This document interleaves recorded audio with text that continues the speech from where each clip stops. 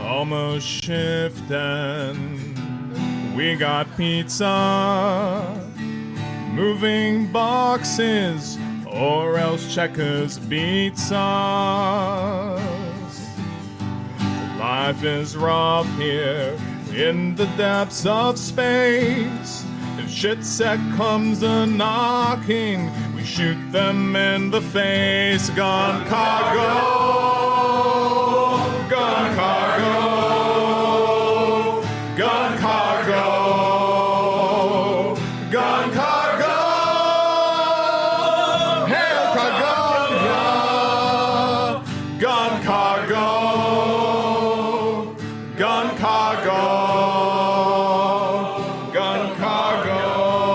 Alright, I got another verse. I hear a boy coming right in my instance, and it just asks me why I blew them all away.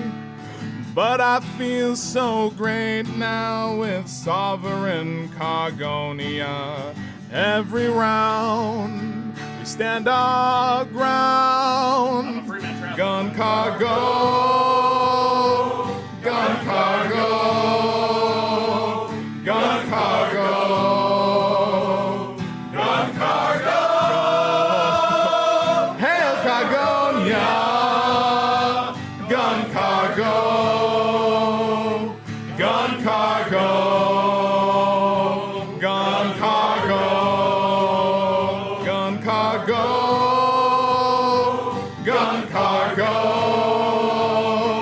gun cargo, gun cargo. Hail Cargonia, gun cargo, gun cargo.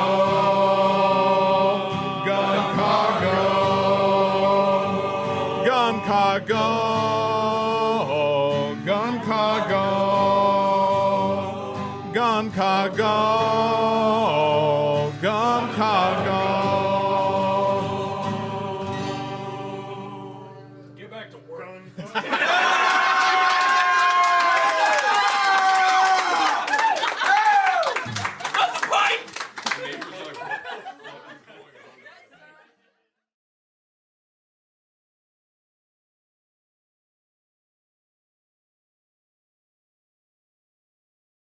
There we go.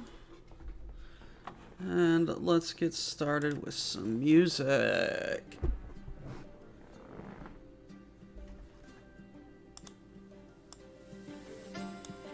There we go. You know what? We're not that tall yet.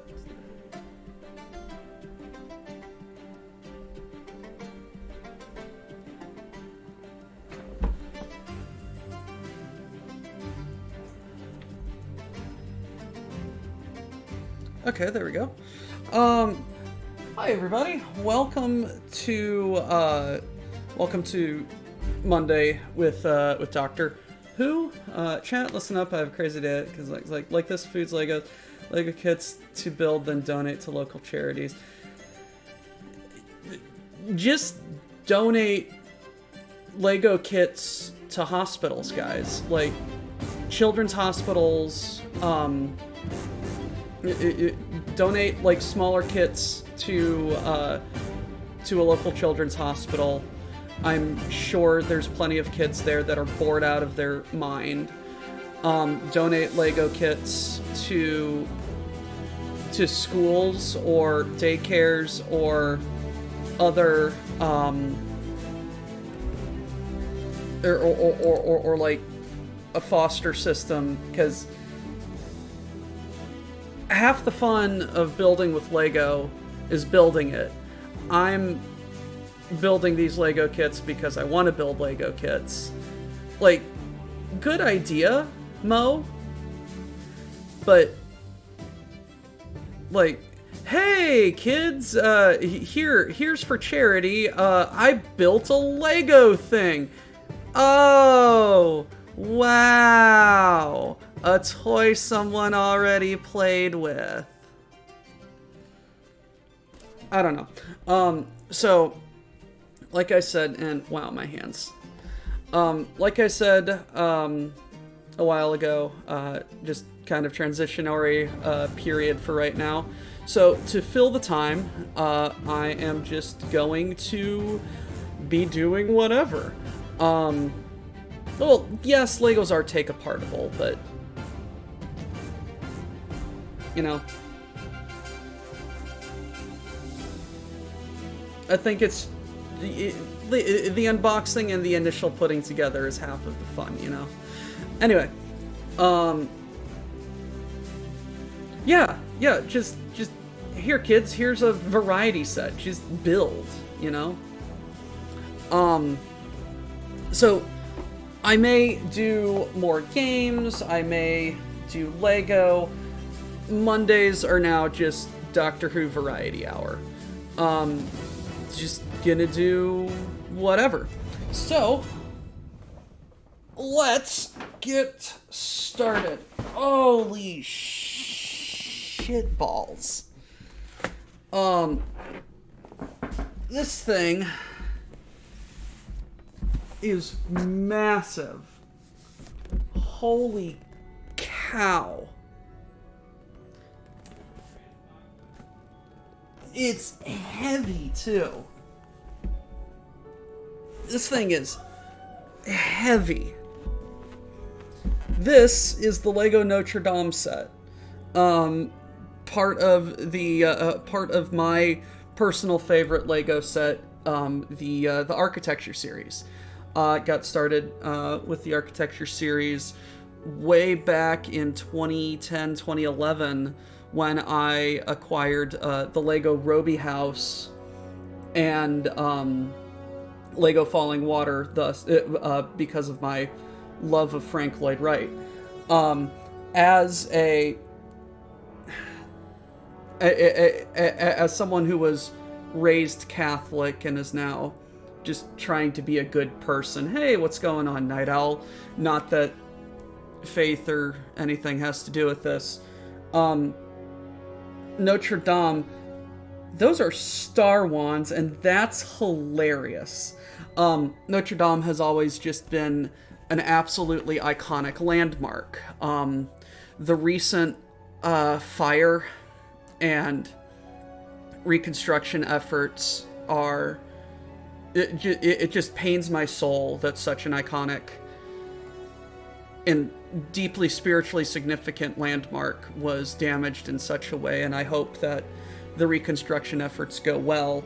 And as a love letter to just history, monuments, and just the doggone persistence of people being like, I'm gonna stack some bricks and they're gonna stand for 1,000 fucking years.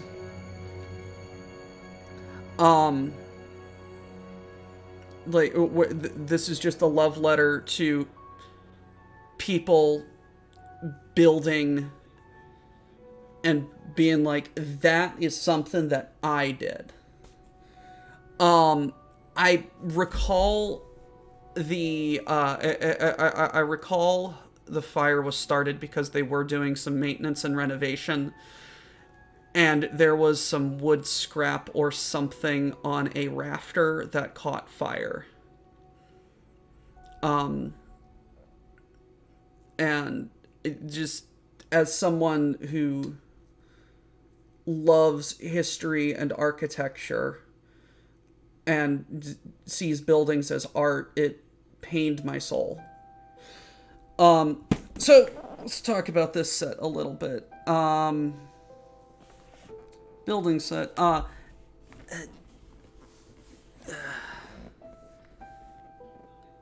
4,383 pieces. This thing is absolutely goddamn enormous. It looks like it's set in 4 stages, which is going to be hilarious. Really? It's reopened. That's fantastic. That's fantastic. It looks like it's set into four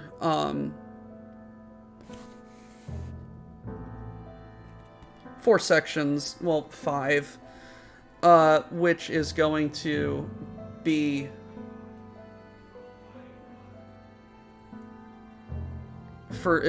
useful for ease of construction.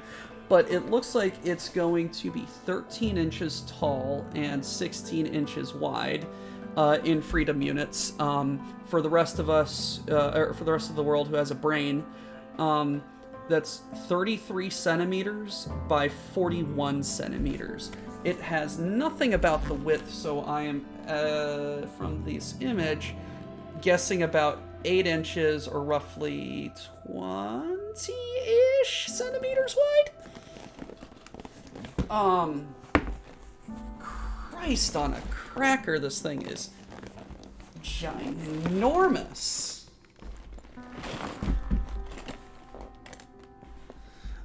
Speaking of Catholicism, I love that the Pope is from Chicago. Have you guys heard about that? Pope's a Midwesterner. He's gonna put the open Pope.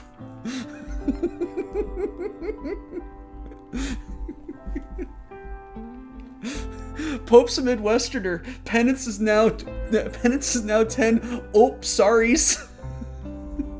Pope's a Midwesterner. Your bartender. Pope's a Midwesterner. Your bartender can now officially hear confessions.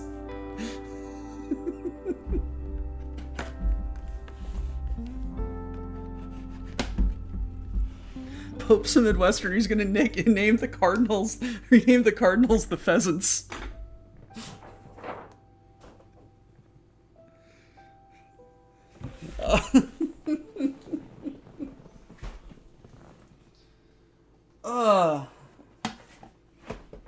Oh, Jesus. I think I chose poorly on opening up the side. We got another box. And bags.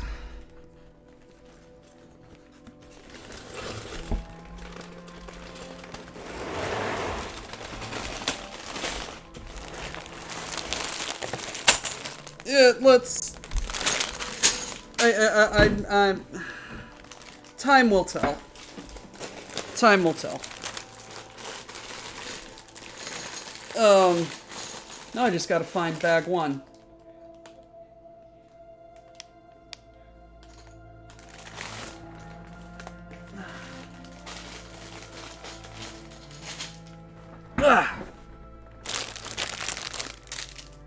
Pope's a Midwesterner. Body of Christ or no?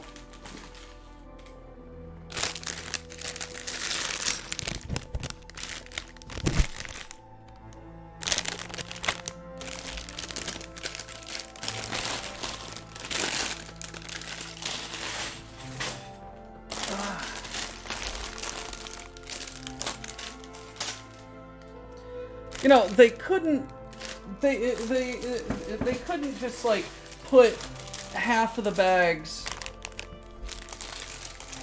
in order in the loose bit. No, they had to mix and match.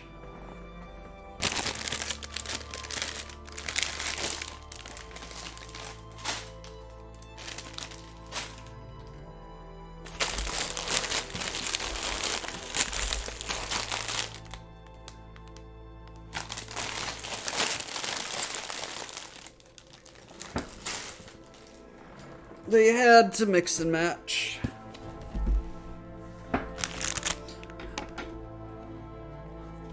My hands still smell like brick.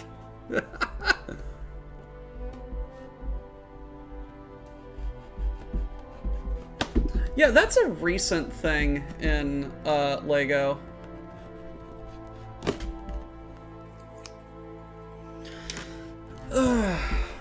We gotta find bag number one and the instructions. Oh, here's 4. 6. 30. Christ on a cracker.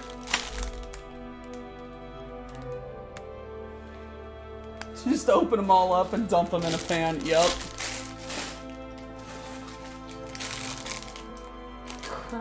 That's a lot of small crenellations. Where's bag number 1? Here's bag number 2. 8, 6, 7, 5, 3, 9.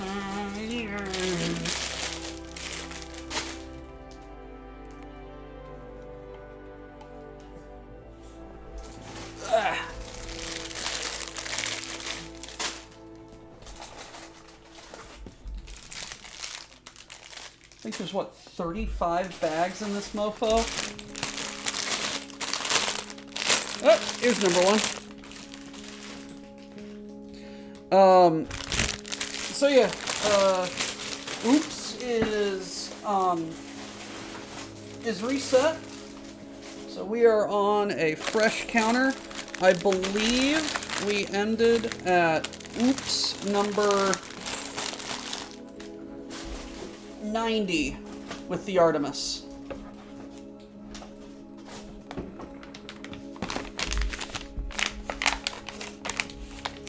I really wish that this wasn't bent, but that's a me thing.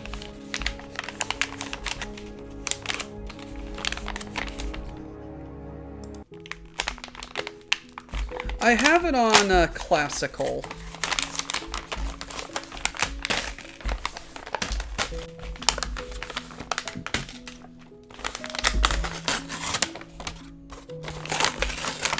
Okay.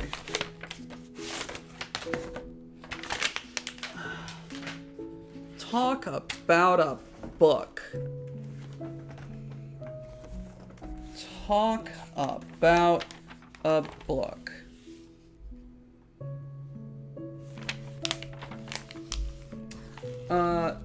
It's hard to imagine Paris without the majestic Notre-Dame Cathedral. Over the centuries, the spectacular landmark has weathered the elements, revolution, and devastating destruction, and remains one of the most popular tourist attractions in Paris. When you see it in all its stunning, seemingly gravity-defying splendor, flying buttresses, we'll talk about that, you may wonder how architects, masons, and builders created such a monument starting nearly 900 years ago. Words. With construction going on for centuries. Inspired and awed by the ingenious techniques employed by these craftsmen, we set out to translate this magnificent construction and its intricate details into a Lego model. These instructions will guide you through the building process, with each brick carefully placed to correspond with a specific architectural element in the original cathedral. With every bag you complete, you will see the model at a specific point in time with the construction of the cathedral from 1163 to today. That's what the sections are! Wild! Okay! So this is the construction from 1163 to 1182. That's smart! Oh my! That's smart! I think you did some, I think you did some math, wrong there, Night Owl. The Artemis was, 3,800 pieces. I think you meant, 1.2. 1163 or 1163 to 1182. The east side of cathedral was completed first and served as a functioning church while the construction continued on the rest of the cathedral. Oh my. This is like desperately reminds me of my very first playthrough of Assassin's Creed 2. I am very much a European mutt of... I got new glasses, and they're not... I just gotta get used to them. Yes. The Saturn V kit is 1969 exactly, because of the reference. It's faith and a dogged belief and desire to plant something that would last essentially forever. It's the same reason why we have the pyramids and other megalithic, Neolithic monuments. People were just like, it wasn't necessarily for, like, hey, I'm gonna make something that lasts forever. It's, I'm a human. I'm gonna make my mark on this shit, and by God, I'm gonna make it stand. And so we've got henges, we've got Göbekli Tepe, we've got amazing monuments to a human's dogged persistence of setting up a pile of rocks so it just doesn't fall down. Also, Thunderclap, I don't know if I should time you out or not for that, because I was winning for about 3 weeks.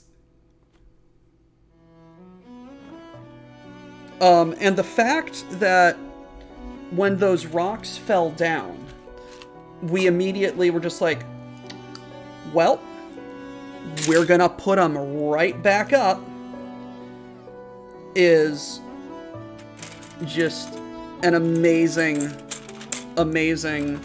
testament to human. This is, can you read? Lego Artemis Samurai? Fuck. Words. The Lego Notre-Dame. Yes. Already talked about my history of being raised Catholic and the fire and the reconstruction. Apparently, it's been reopened and rededicated, which is hell yeah. We shall not go to space today. We already went to space.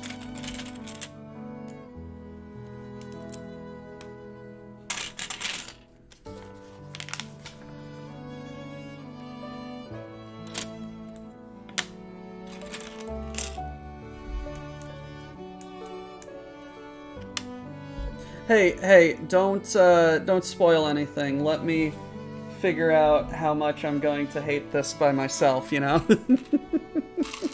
No, this is going to be fun. This is going to be really fun. I am looking forward to this. The Lego Architecture series is my absolute favorite Lego product line.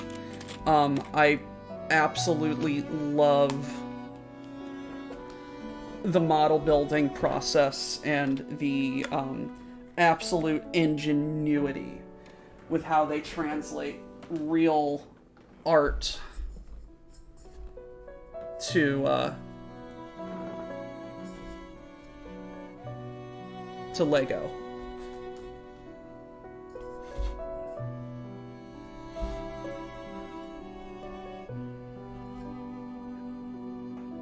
No, you're just...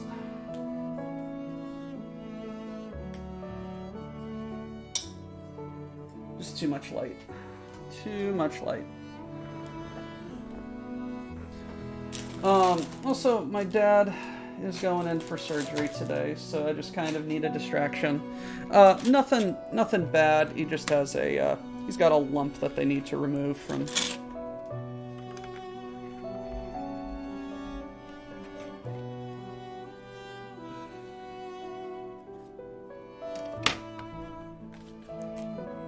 Well, we have started on our journey.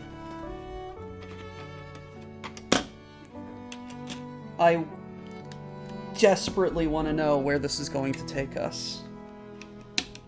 Because, oh man, this is going to be so cool. This is going to be so cool.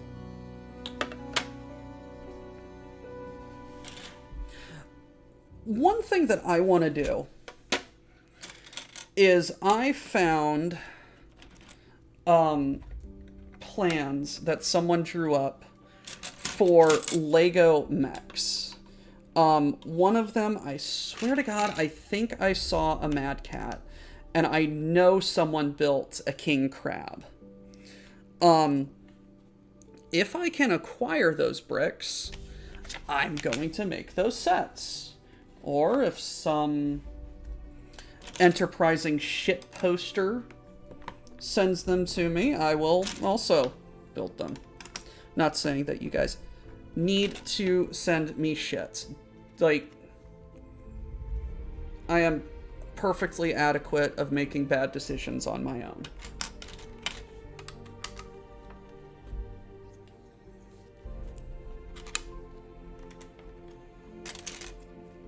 But if you desperately want to see me do a shit post,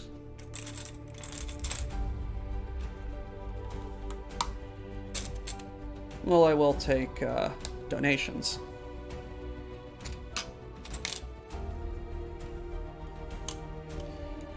It wasn't one of you working on trying to build my kitchen? Well, you've only got like 2-3 weeks left until I'm out of this apartment, so...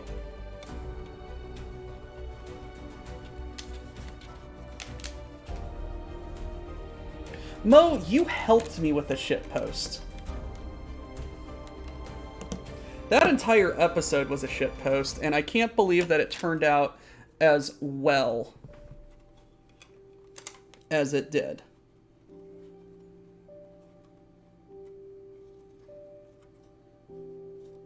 Yeah, just getting the pieces a la carte like that is kind of daunting.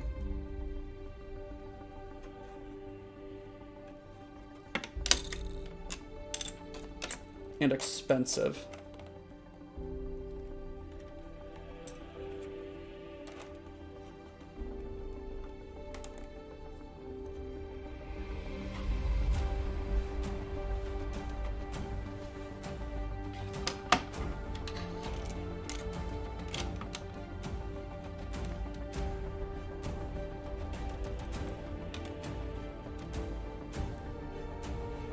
So half, 1, half.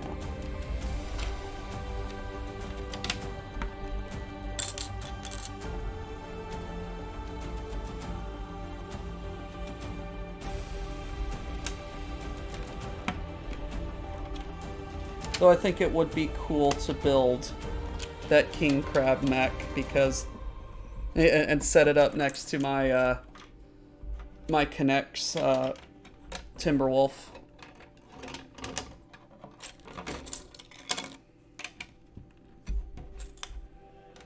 I love that Timberwolf. I got that when I was just a wee lad. I barely knew what Battletech was at that point. All I knew is I saw my dad playing a big stompy robot game. And I'm just like, hey Dad, what's that? Oh, it's Mech Commander 2. Oh, look at the big stompy robots. Can I play it? And he's just like, yeah, sure, here you go. And I fell in love with Big Stompy. And I'm absolutely flabbergasted that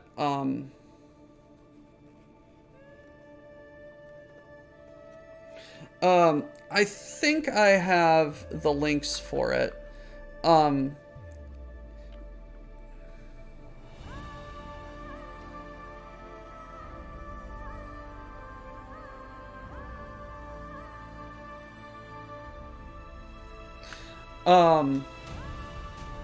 Yeah, like send me the link. I'm not asking you to send me the parts, but Send me the link, because I think I know what one you're talking about. That would be cool. Oh, speaking of things that, the big stompy robots.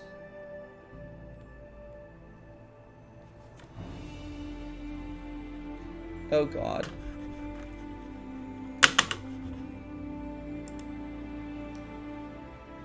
Oh no. Oh no. Oh. Oh, why? I found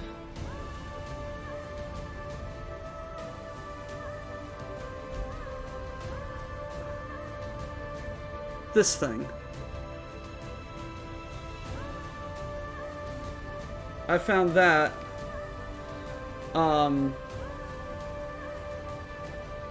from some shit post about how Megas XLR would exist in BattleTech. Someone posted that image. I'm just like, holy shit, what? And I'm just like, Megas XLR Mini, and then I found this, and I bought it, and it's currently sitting. It's currently sitting in Canada.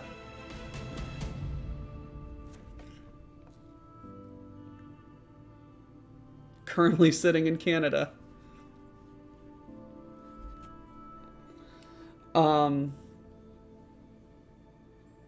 Supposed to arrive in a week, so I hope it does. And that may be like the first serious mini that I try and paint, because living here in Jersey, fighting villains from afar, you gotta find first gear in your giant robot car. Chicks dig giant robots. You dig giant robots. I dig giant robots. Nice.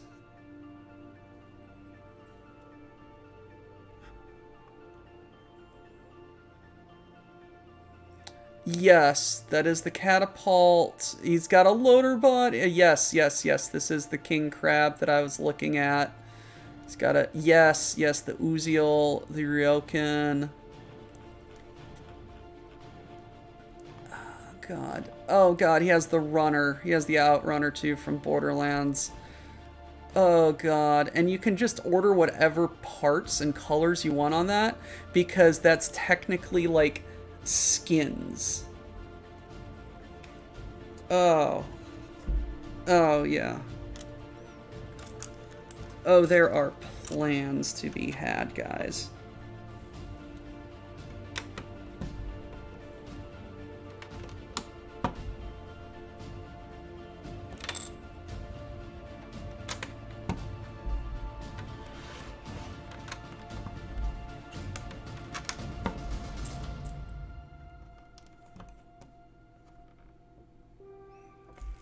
Hey, that doesn't... what do you got?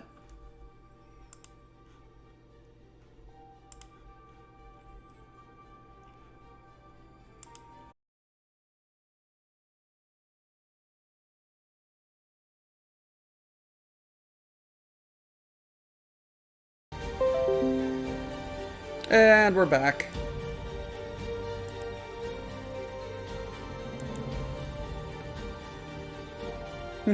I was worried too.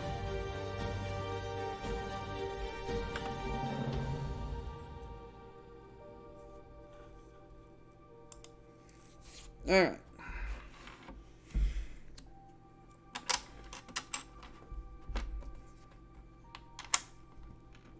Mo, your shit posting broke the WBPL.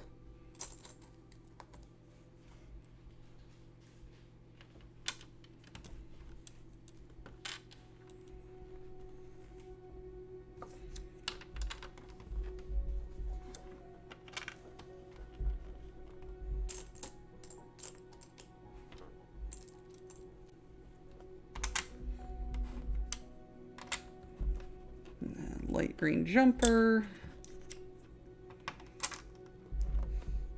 I thought you died. Yes, but I lived.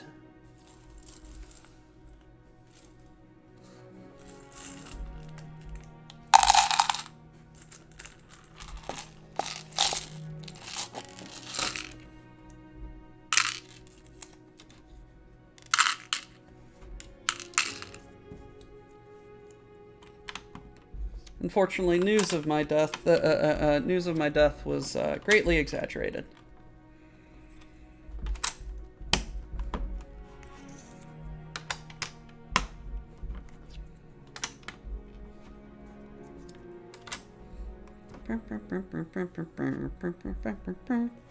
Knights of the Round Table, dance whenever able, do routines.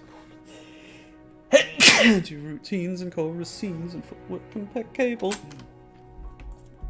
We dine well here in Camelot and eat ham and jam and spamalot.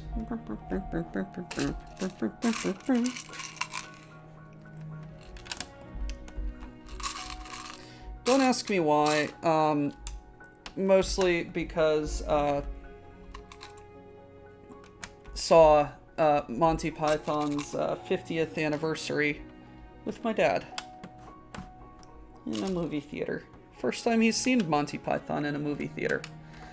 I do know that the roof of Rivendell is like so stupid many 1x1 tiles on a 45-degree angle. The Lego Roby house was actually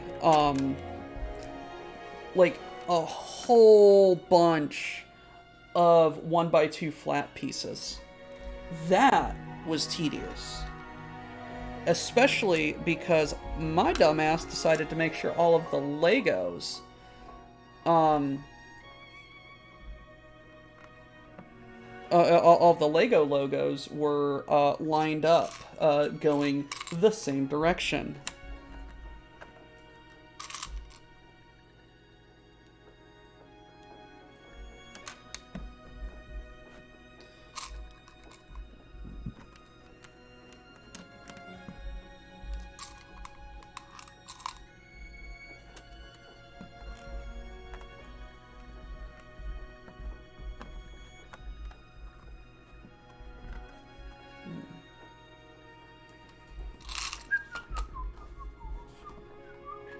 The plan, 1163, the plans for Notre-Dame Cathedral are ready. Construction begins and Pope Alexander III oversees the first stone being set in place.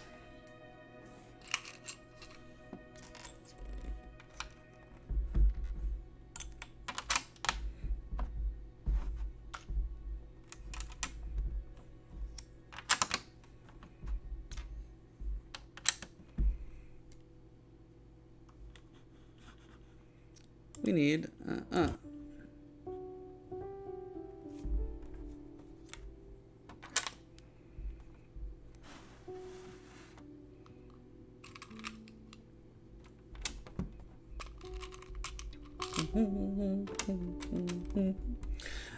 we need, different music.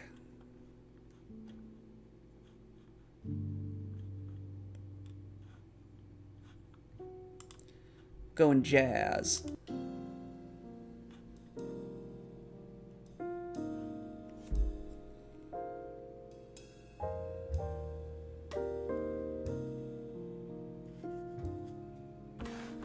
Iesu Domine, dona eis requiem.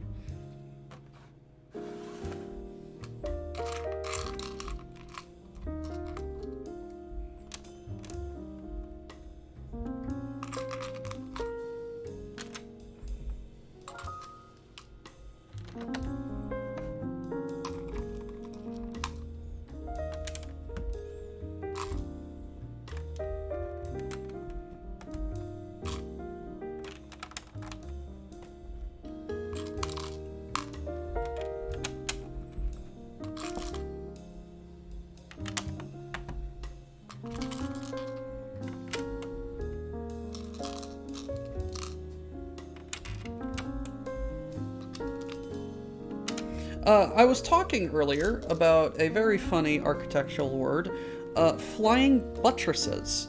So flying buttresses were a absolutely stunning discovery in architectural innovation and medieval construction, and is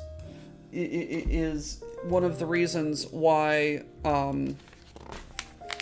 many medieval walls of monuments.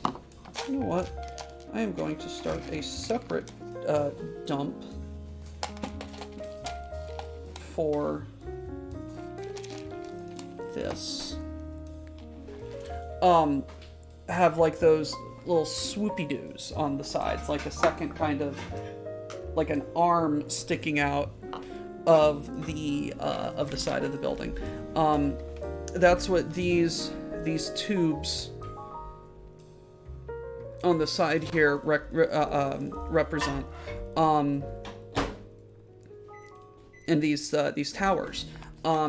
If you don't know what a flying buttress looks like, if you've ever played the first Dark Souls, Anne Orlando with the Batwing demons and the Silver Knights throwing arrows at you, you are on a giant flying buttress, going up that walkway. That's a giant flying buttress. Up until the advent of flying buttresses, the best way to make a tall thing not fall down was make it thick, like quadruple C dummy thick, because you needed stability, and it needed to be able to move its load and handle stresses. And the only way it could do that was if it was dummy thick. Great for castle walls. Not so great for monuments. So the advent of flying buttresses, what that did is you can build your walls thinner, and then shift the support off to the side. So you essentially build a wall with a series of pillars and towers on the on one side, or on the outside, and then at some point you connect them with an arch to the wall. Lets you build thinner, taller walls before the advent of steel construction.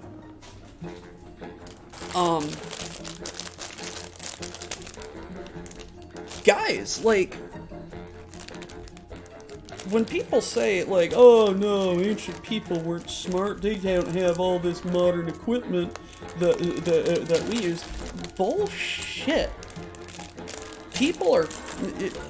Smart people use what they have to get done what they need to get done. One of the recent theories as to how they got the pyramids so level was they essentially made a giant pool of water and let that go level and built from that.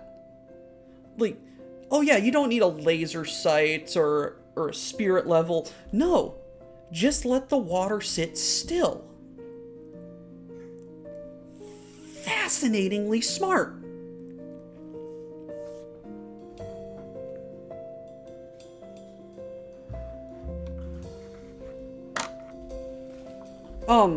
Recently been following Been following a bunch of Veritasium videos because I apparently really like long-form YouTube documentaries about obscure topics.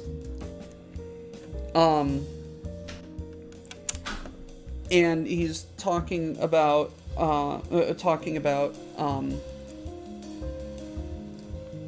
old mathematical concepts, Euclidean geometry and his 5 postulates and all sorts of different stuff,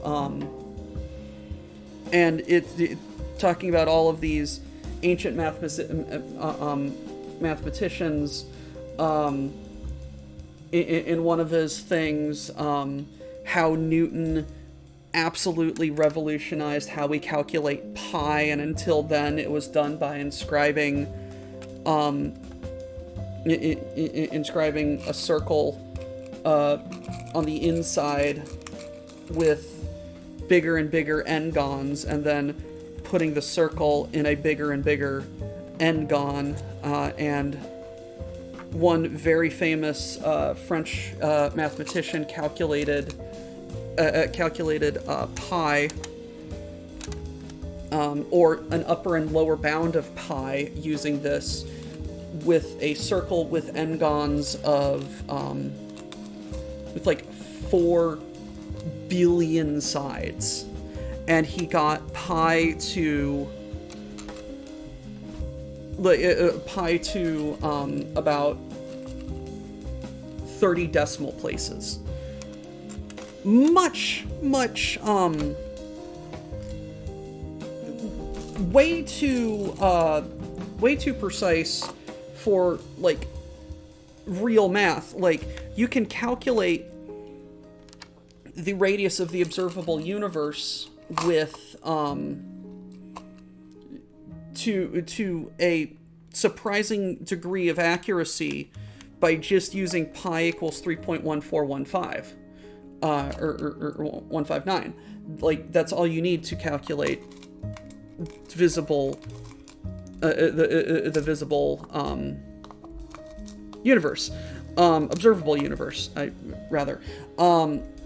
the pi that got us to the moon, I think, is literally 3.14.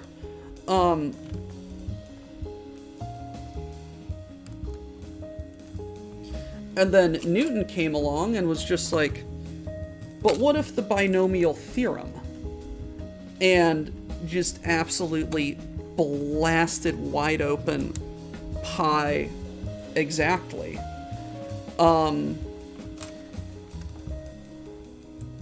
Which is wild. But it's like, like the uniformitarianism. People have just been smart and inventive throughout time. They just and share the same basic habits across time as well. Yeah, no, like, people are frickin' smart. One of my favorite YouTube creators of recent is a gentleman by the name of Milo Rossi. He does a lot of archaeology and anthropology style videos because he is a trained archaeologist, and he has a not very subtle disdain for pseudo-archaeology and people who peddle bullshit.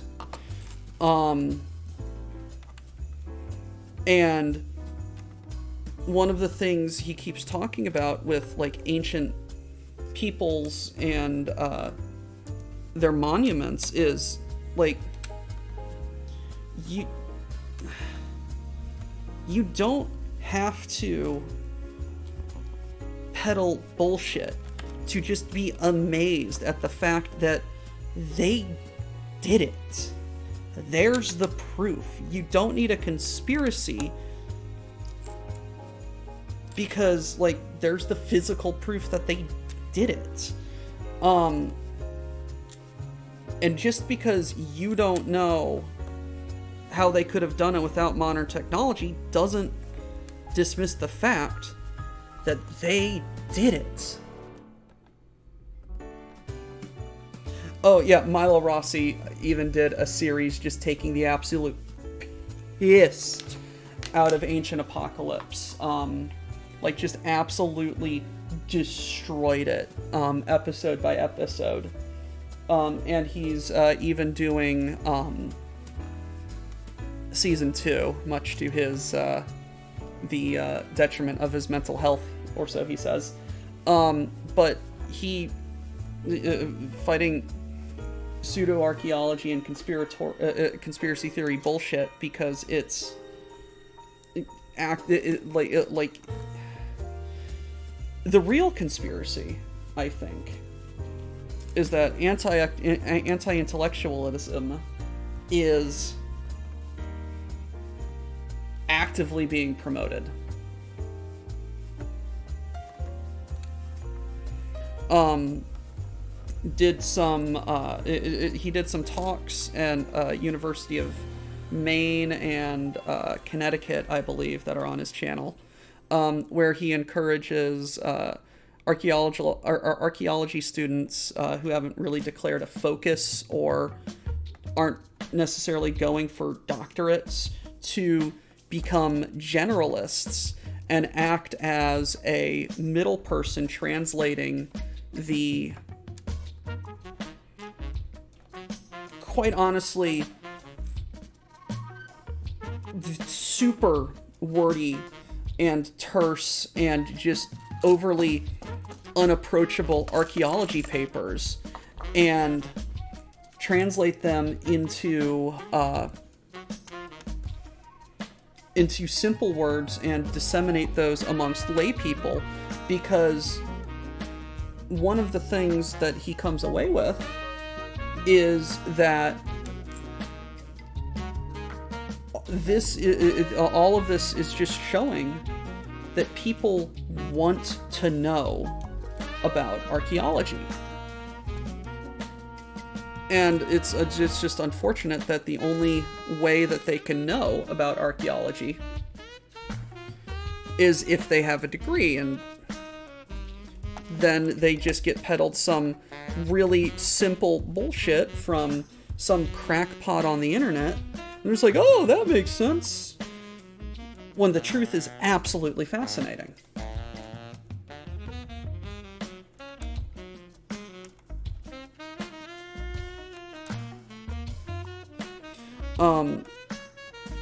I don't know why this turned into that kind of a rant. I apologize.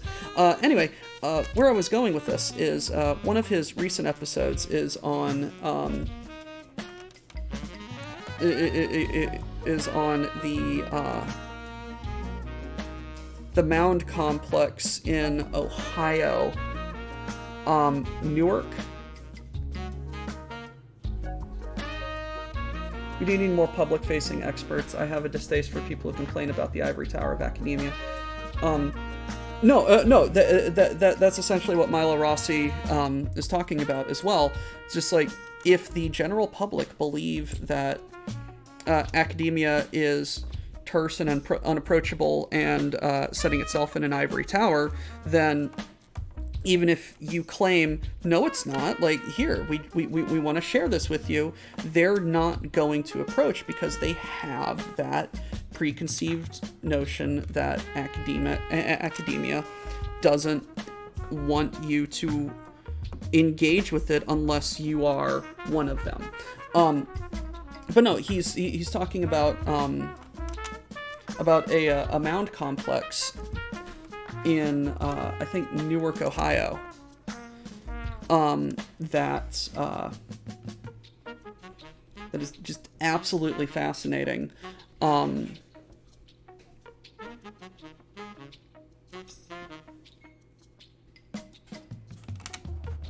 he just going on about the precision and the angles and everything, and talking about how one of the things in any pseudo-scientific or pseudo-archaeological thing is just like, oh, sacred geometry. And no, the mound complex like literally does have actual calculated sacred geometry. We don't know why that geometry was sacred to the people, but one of the or why it was significant to their culture, but they discovered that the sides of the octagon mounds line up with the setting and the rising of the moon during certain periods of the year. I think during the solstices, and just being fascinated that they did this all without modern math or modern construction technology. And it's just, you don't need to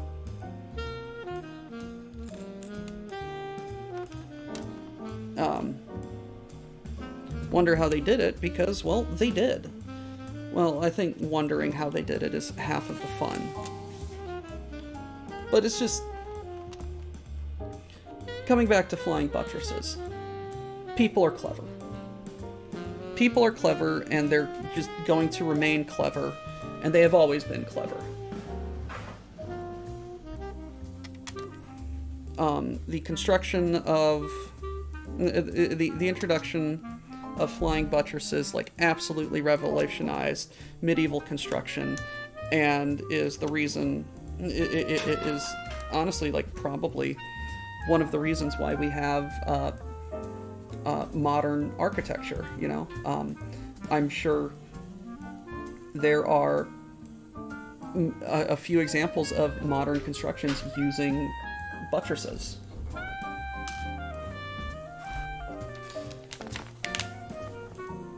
Bag number 3.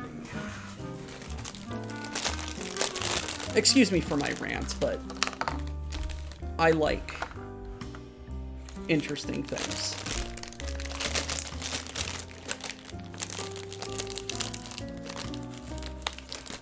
Check out Milo Rossi. He's an absolutely fascinating individual. Hey, Mayhem, it is going well. I am constructing Notre-Dame.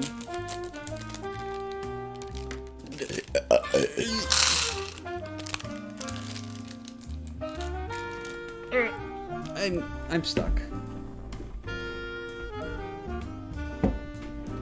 Ah!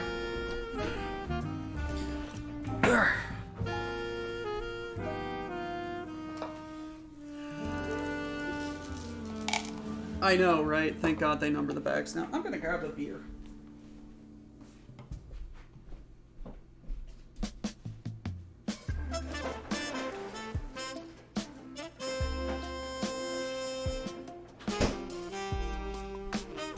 He says, grabbing a limeade.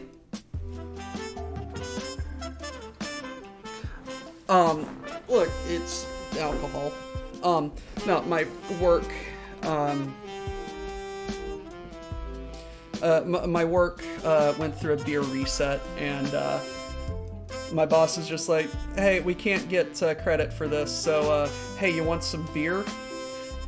I've got a case of Guinness on the counter, and I just got a couple of these Simplies because I always saw them, and I'm just like, huh, I wonder how that is. I can talk about the rocket. I can bring it up when we get, like, a good little break, or probably at the end of the stream. Beer cooler reset. We, just got new product and cycled product that we, It got rid of product that wasn't selling and got new product in.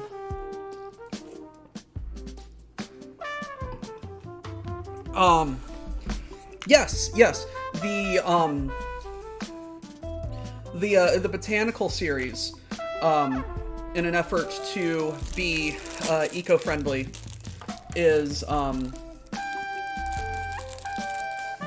the biodegradable paper bags. And yes, the instructions for this were in bag.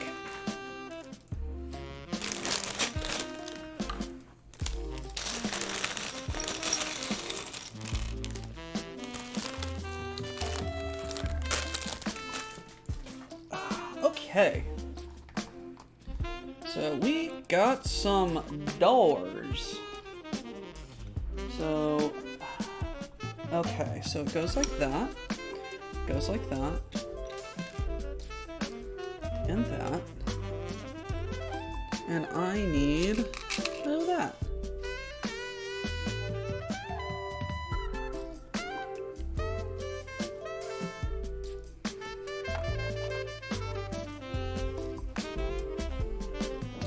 Ooh, fascinating. Twist.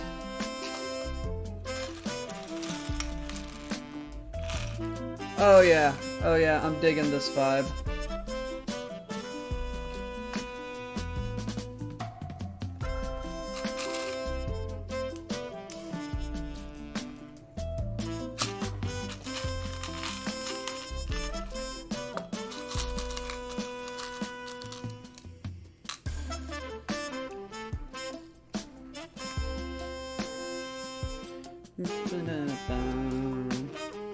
So how's life going for all you guys? Anything interesting going on? Anything, hello, 7? Blue 7? Anything, any new, any fun little hobby shit? Any, Lego sets that you guys have done? Any Lego memories? Or, I don't know.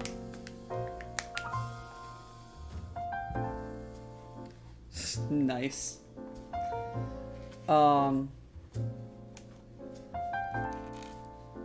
what kind of cool shit are you guys getting up to? Okay, this is fascinating. I changed my 7:30. Oh, nice. Nice.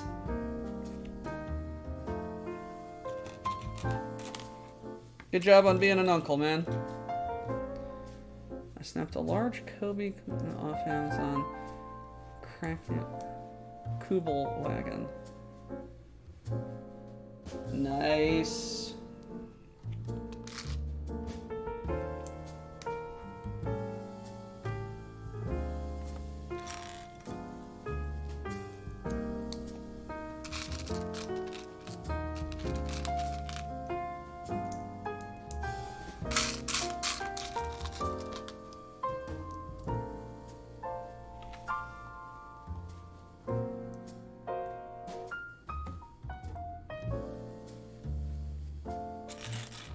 I do want to get the Lego Titanic. That seems like an absolutely fascinating project.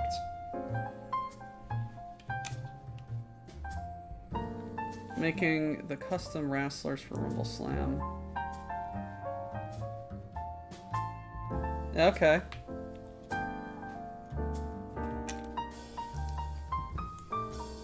Also, Mo, if you're able to chat, like, you're welcome to come in here and bother me. Hey, Fairseas. What's up, buddy?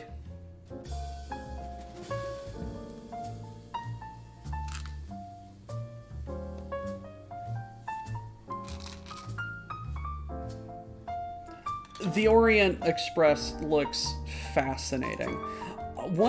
I am definitely going to be getting the Japanese maple. Yeah, no, you're fine. You're fine. I'm definitely going to be getting that Japanese maple bonsai. That looks like an absolutely gorgeous set. And I think I've talked about it before, but the botanical gardens, the hunchback of you fuck.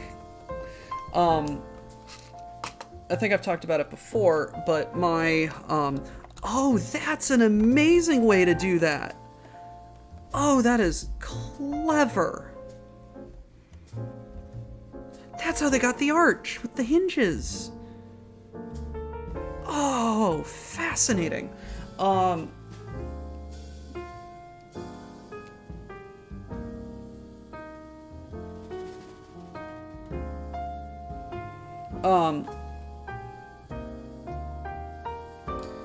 Where was I?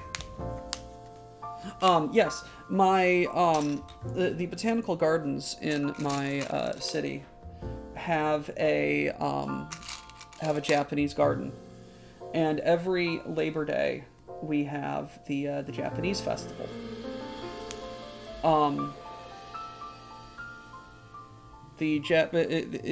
It's an absolutely fun weekend with representatives from Japan and our sister city in Japan and everything coming and having a lot of fun.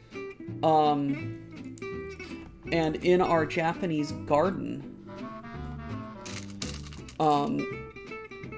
we actually have a gift from a Japanese emperor who gifted us a maple tree from his from the Imperial Gardens. So we have an Imperial Japanese maple in our gardens,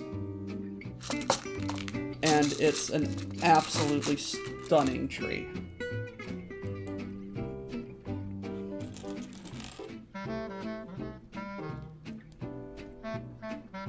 What in the Pixar short hell is this shit? I'm digging this music, but it sounds like a Pixar short.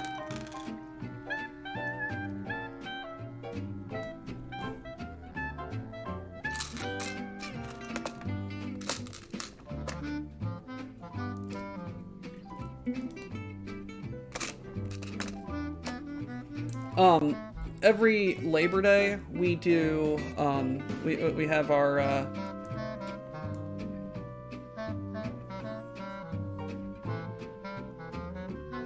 we have the Japanese festival, and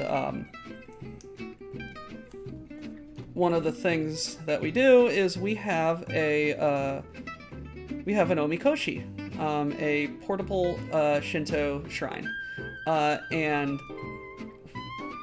we carry it, and I have been helping carry it for several years running now. And one of the things that I have started doing for them is, I think I talked about it last year, I made rice balls for the group, and they vanished. They ate all my rice balls.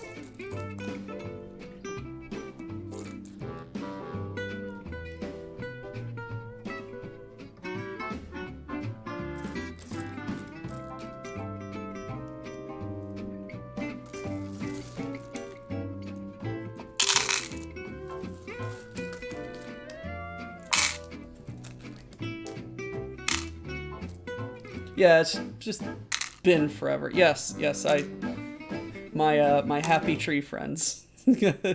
My happy tree friend coat.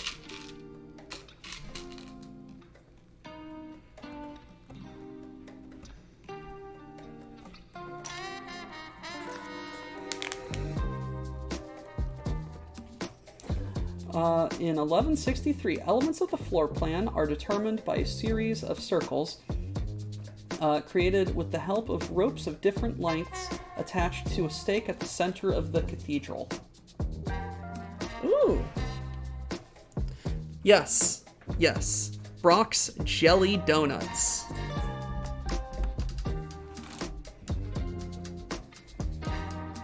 And yes, indeed, I turned my trusty frying pan into a drying pan.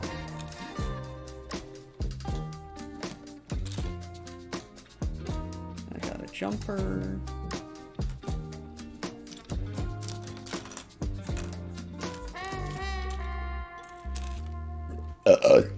Scooby.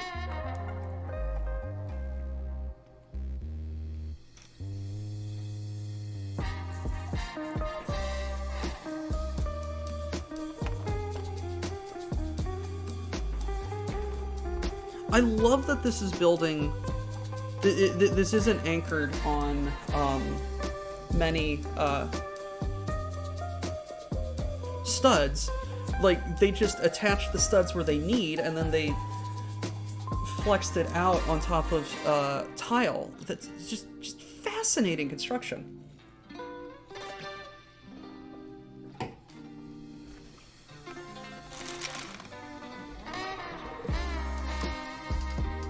Absolutely fascinating construction.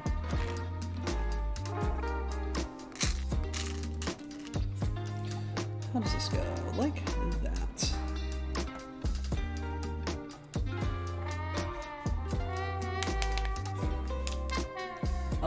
From 1163 to 1170, the chevet is constructed with piers set in a centrifugal alignment.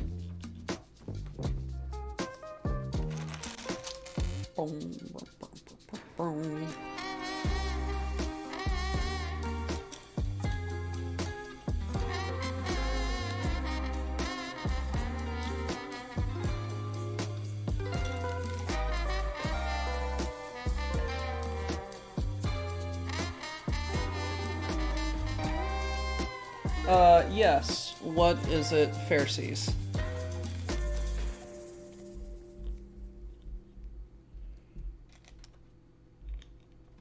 We talked about the fire, yes.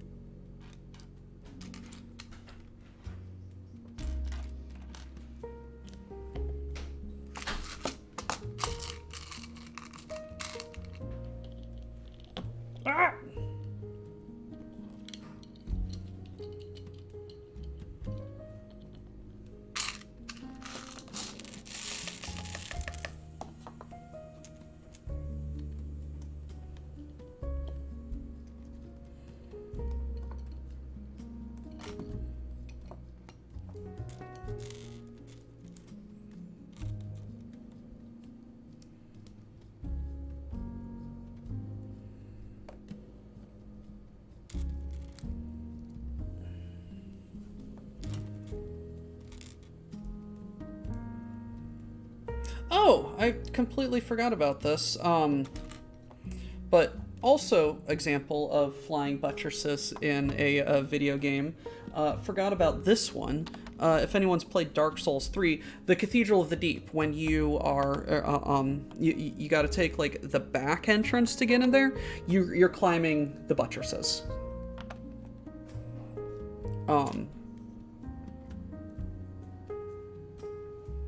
God, Dark Souls is weird about its levels. Okay, time for some fun. I'm probably gonna have to invest in a green screen.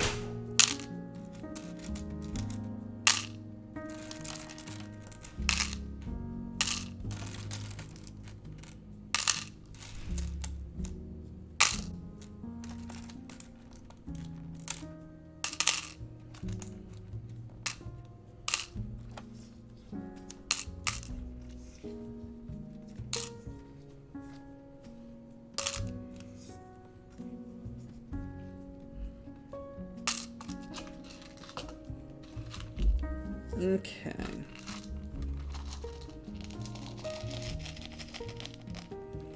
Time for the tedious assembly of the bullshit.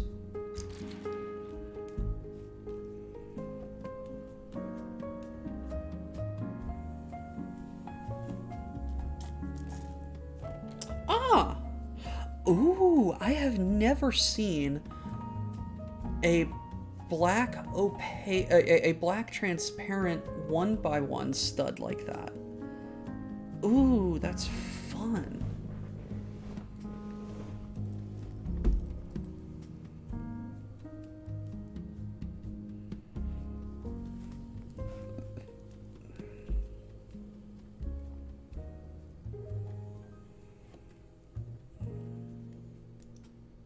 Gotta get used to how these glasses fit on me and how they make me see.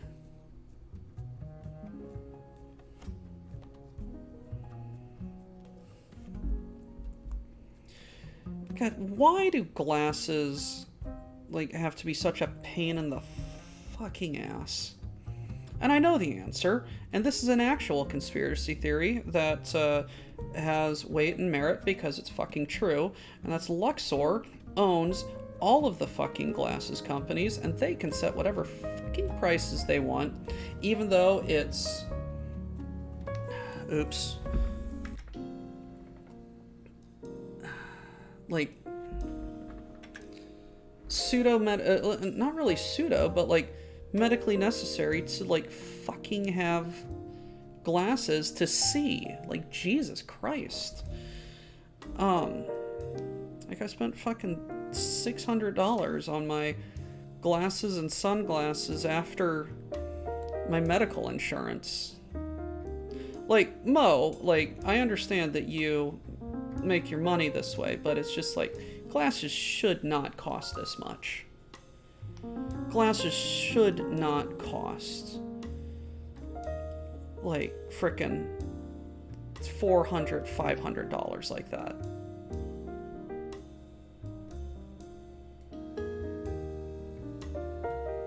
I'm just like, oh, these look nice. Oh, they're Ray-Bans. Oh, they're $500. I'll take these off-brands that are still somehow $250.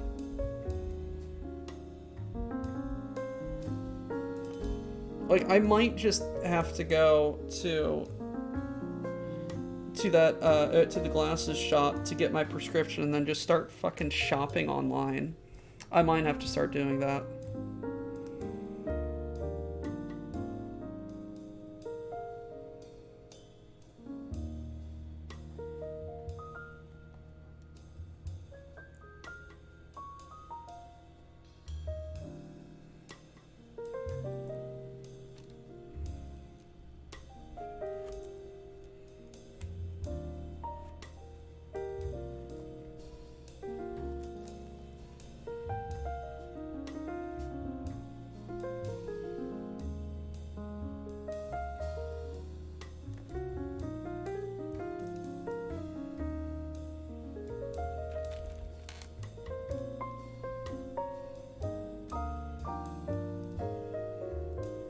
Hey guys, we don't have to be living in the cyberpunk world to have shitty corpos trying to ruin people's lives.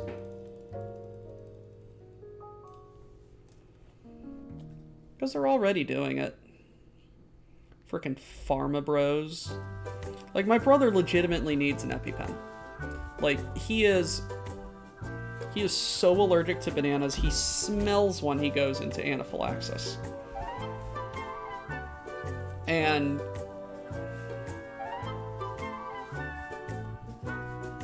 just EpiPens, life-saving medicine, fucking insulin should not cost like frickin' as much as they do.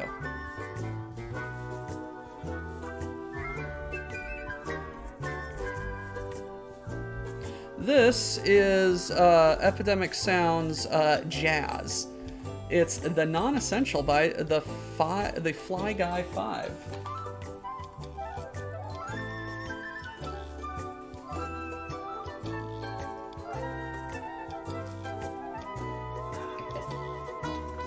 Okay. Well, limeade's alright. I suppose I'm more of a beer and whiskey guy, but it's alright. It's fruity.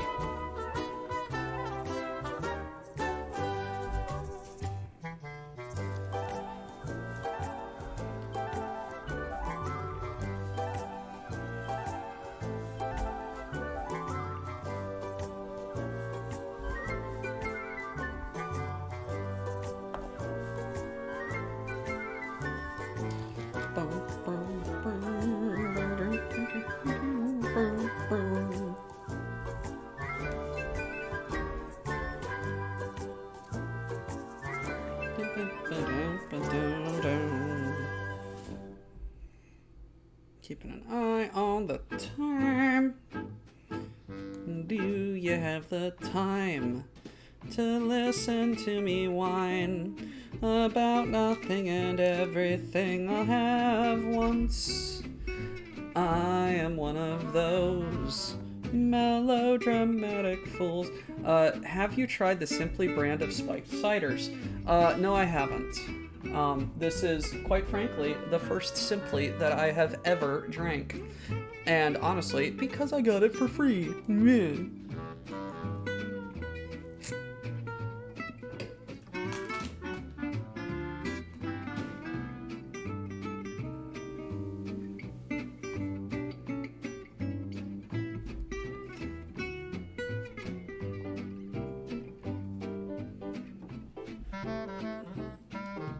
No, story from my story about my brother and how allergic he is to bananas. He was in his college class and they had a quiz,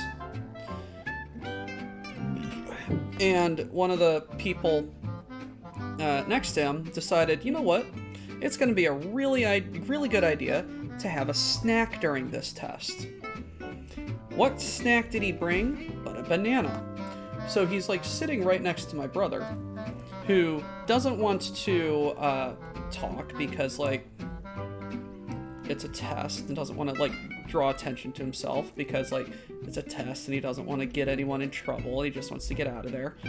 But he's the guy's like chomping and getting banana fumes all wafting over to my brother, who starts getting a little queasy and starting getting a little crazy. My buddy's daughter turns 21 this June, and she has requested a bottle of liquor, pack of beer. I gotta find some Malort. Yes, you do.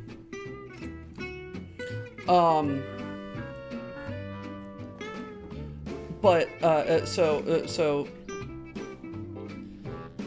his breathing is getting a little harder. He's heart's racing, and so he finishes up. So the kid finishes up the his quiz and hands in his test, hands in his paper, and throws his banana in the trash. Brother finishes up his quiz and then goes to turn it in and gets hit by the pungent odor of banana coming from the trash can, just like directed straight upwards, and he just goes, shit, I left my EpiPen at home and I don't have one in my vehicle. So we lived about 35, 40-ish minutes from the university.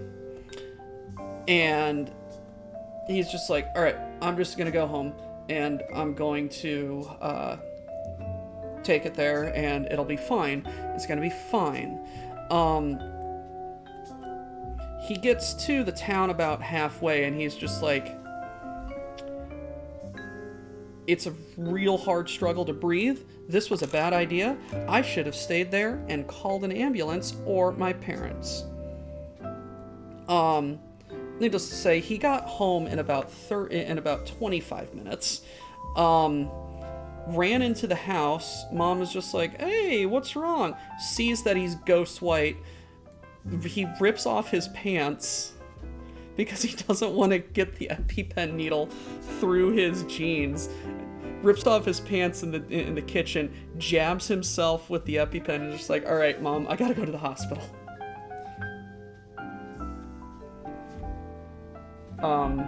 And indeed, he did have to go to the hospital. He was fine, just he needed aftercare. Hello, Hey Toxie. Hey. Hate.exe. Ah, I see. Had to parse that.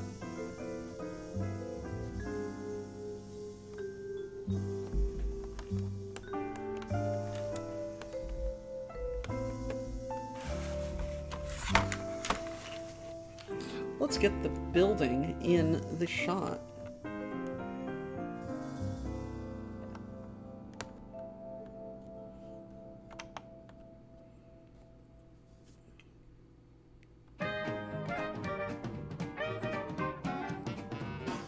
Oh, nothing much, man. I just saw you poking for the Discord, so just said hey. Welcome. I am Doctor Who's the Chef. Normally, I would be cooking, but I'm kind of in a transitionary period where I am like actively moving out of this apartment. So I can't really cook no more here. So Monday is variety hour. Variety this week is building Legos. Fuck. This tea piece is very interesting. Legos have gotten very expensive. And I've kind of talked about this a little bit with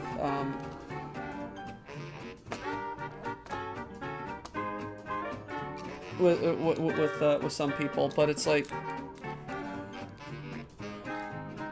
a lot of the sets have started getting geared towards collectors and other adults, and it's like they're the ones who are driving what's being made and what's being bought because they're the ones buying it. So the old saying that I'm sure you've heard all the time if you've ever worked retail is the customer is always right. Second only to the idiom of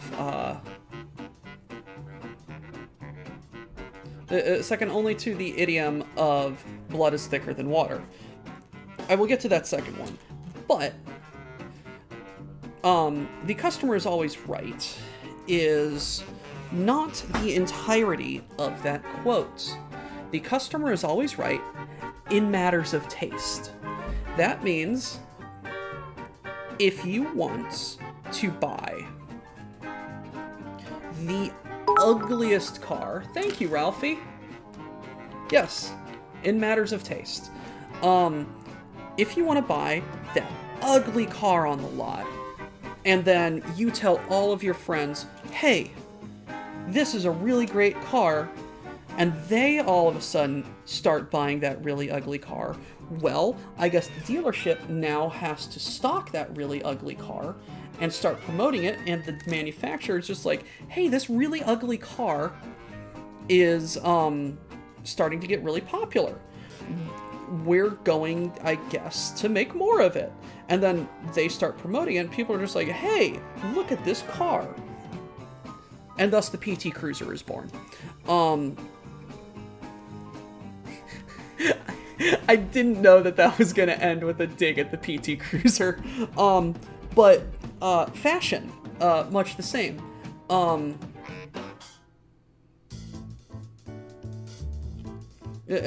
Fashion, much the same. Oh, that's ugly as hell. But I'll sell it to you, and you're gonna look silly, still ugly as hell, but hey, you want to buy it, I'll sell it. So the customer's always right in determining what sells. So if they want to buy that ugly ass thing, they're going to buy that ugly ass thing, and you are going to sell it to them. Because that's how you make money. The other quote that gets misquoted or truncated, abbreviated all the time, is "blood is thicker than water." That is not the quote. The original quote is "the blood of the covenant is thicker than the water of the womb." What does that mean? Well, it means exactly what you think it means. It's referring, the covenant is referring to, yes, which is the exact opposite of the big collector sets get attention, but a lot of people forget that those big sets only make the active. Yes, those big sets grab attention and get people into the Lego stores.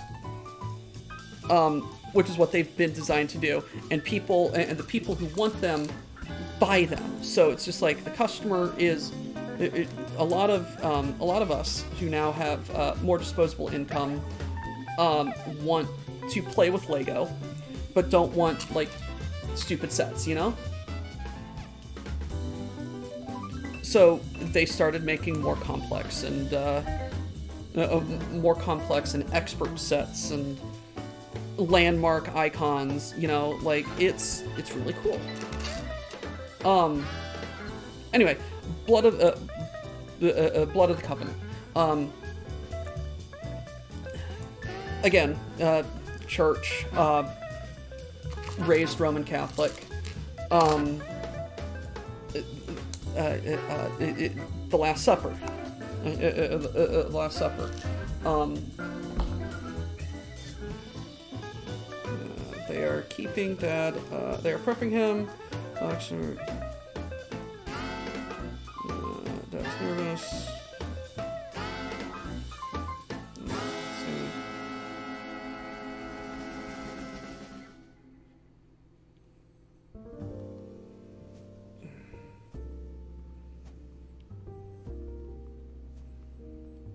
So my dad is actively going into surgery right now.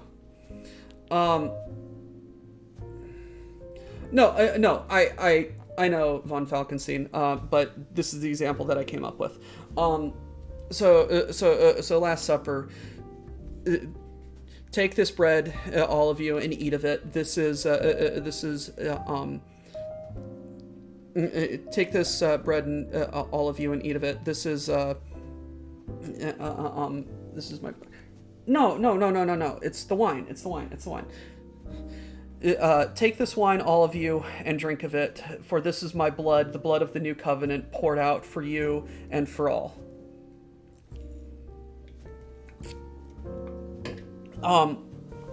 So that covenant is the new covenant between God and humanity for the forgiveness of sins. Blah blah blah blah blah. Strengthening a new brotherhood and kinship between God and His people. So many oaths and stuff were signed in blood. Blood brothers being a thing. Cut your palm, they cut their palm. Boom, our blood has mixed. We are now brothers. We are one spirit, you know?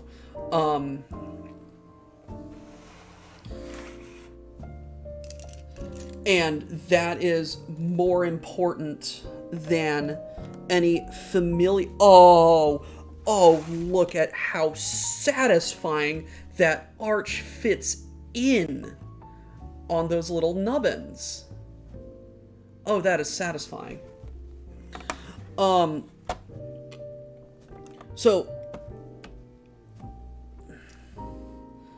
So so it was like blood brothers and blood oaths became more binding than familial connections.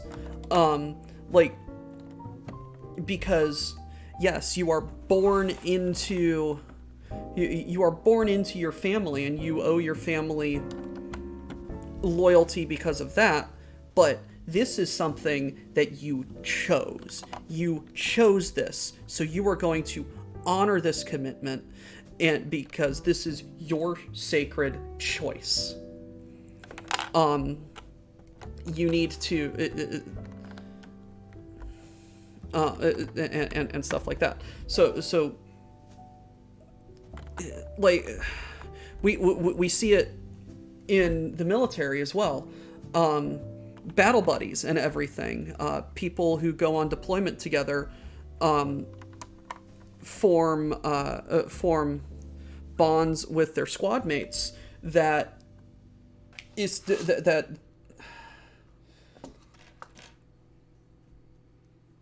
like I don't know, just become stronger than like any familial connection that they've ever faced, you know?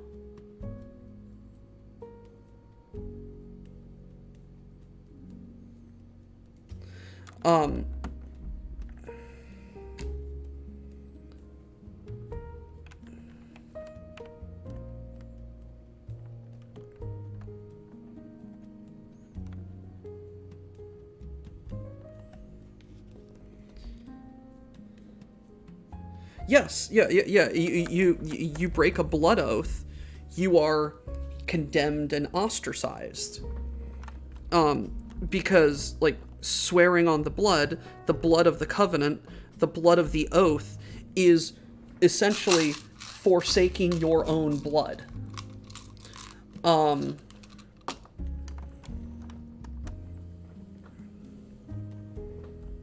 Rejecting yourself. And it's just fascinating how people have taken these things to mean the exact opposite, or like twisted it into being something that it's not, such as customer's always right, as an excuse for shitty behavior to retail staff. Customer's always right. No, lady, you're a fucking asshole. Yeah, the community is more important than you or your family, you know? But yeah, next time someone says blood is thicker than water, you'll know that they're an absolute buffoon. No, I love these little history moments, you know. Still got time.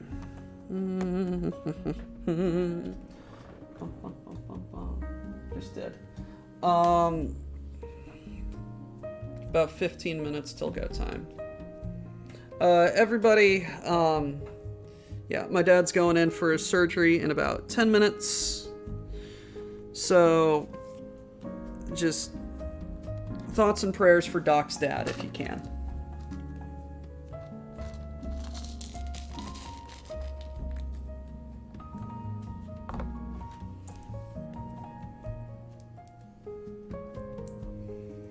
Yeah, no, look,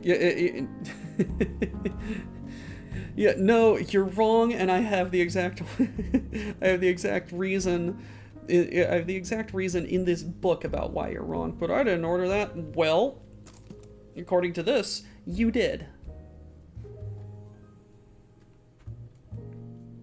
Out of a wooden model kit, let's see. Nice! Nice. Falcon? Nice.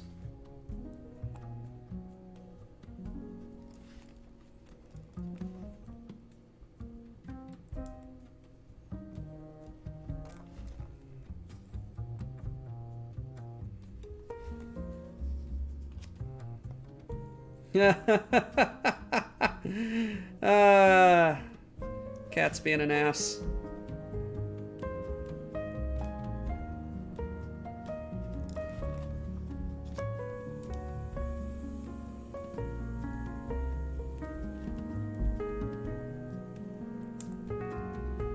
Give Harpo pics.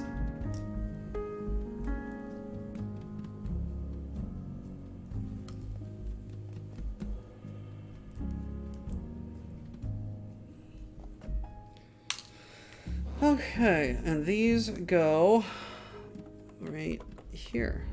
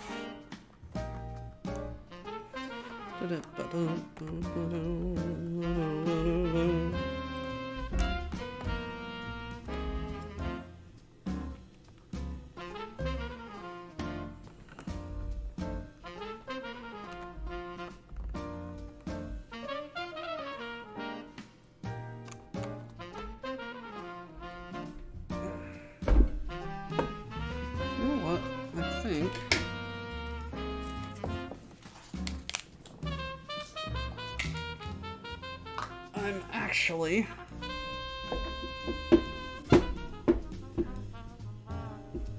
I forgot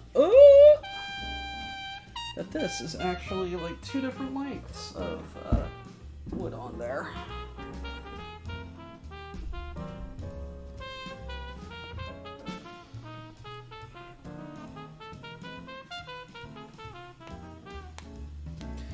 Harpo has demonstrated the ability to overcome his lack of opposable thumbs. Do tell!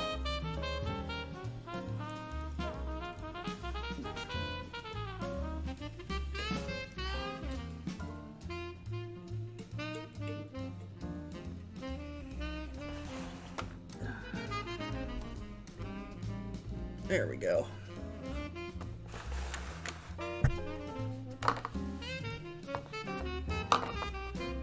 I need bag 4 and bag 5.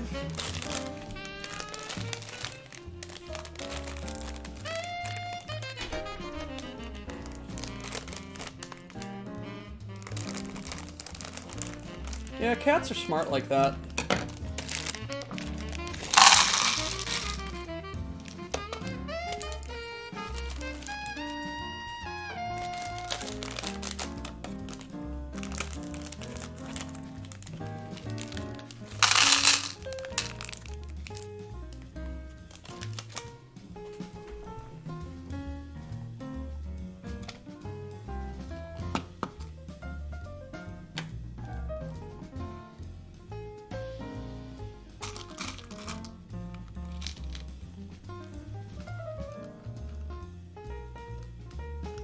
I see how they're doing that. Okay.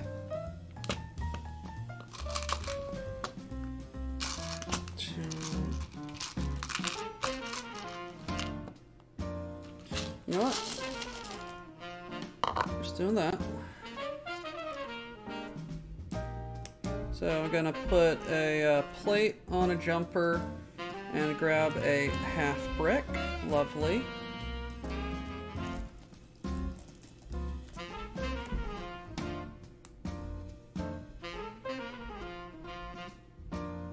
Alrighty, have fun, Mr. Night Owl. Have fun at work. Thank you for coming out and joining us. Everybody, ladies and gentlemen, your humble moderator, Night Owl.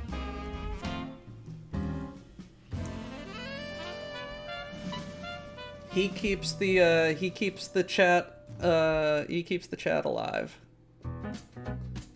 He keeps the vibe.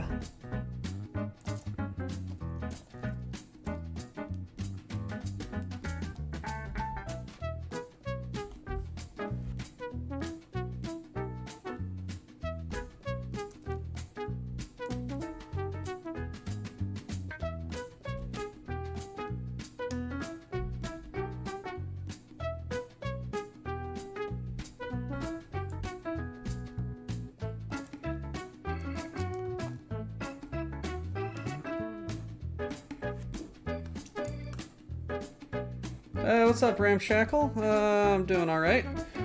Just drinking and building Lego.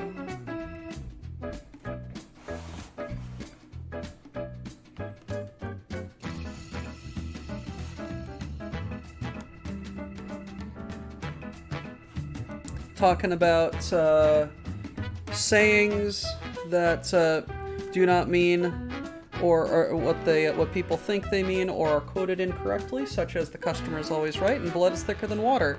Just went on a rant about those. The actual quotes are "the blood of the covenant is thicker than the water of the womb," and "the customer is always right" in matter of taste.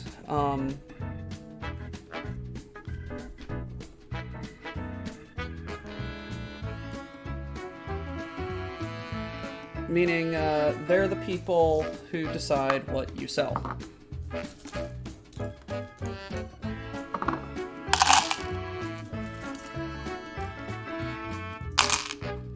Alrighty. Everybody, thoughts and prayers to Blue Seven's friend as well.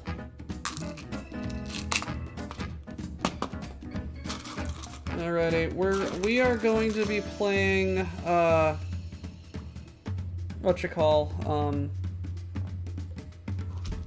Battleship for a little bit.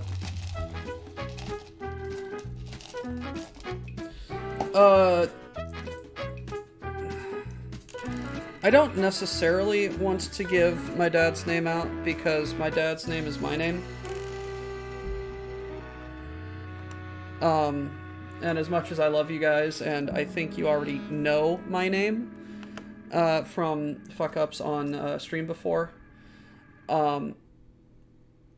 My dad, my grandfather, and I, we all have the same name.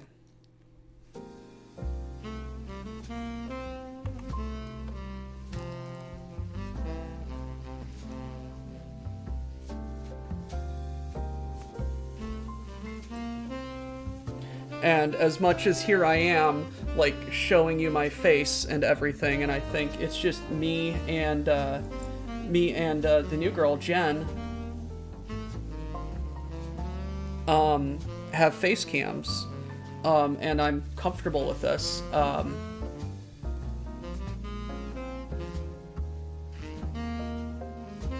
Yeah, Night Owl. That's what we talked about. Buying the ugly car, buying the ugly suit, you know. The customer's gonna buy what they think they want to buy.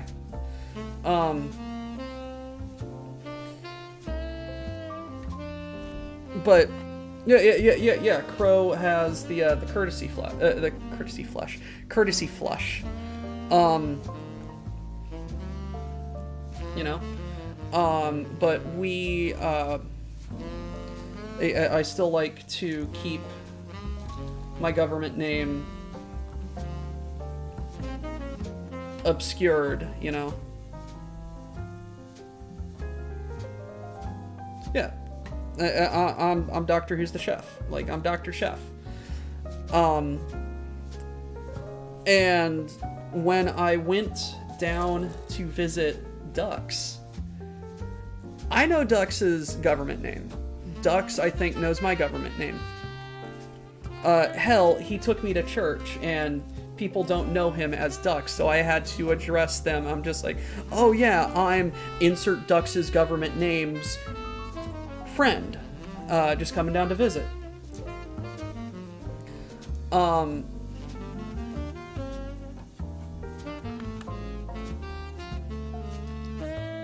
And I think through, I think through, like, context clues and things that I've talked about, like, you guys can probably figure out where I live. I'm not explicitly going to say it, but you put shit together, I'm not gonna stop you, but I'm not gonna make it easy for you. But when I visited Dux, one of the interesting phenomena that we talked about is how I have, and other recent events that acquired the studio dramas of, ooh, That's so cool.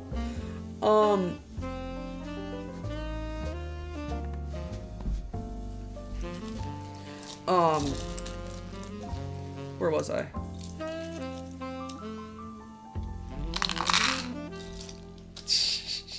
You're fine, man. What was I thinking? Am I missing a peg? No, it's just an extra little peg.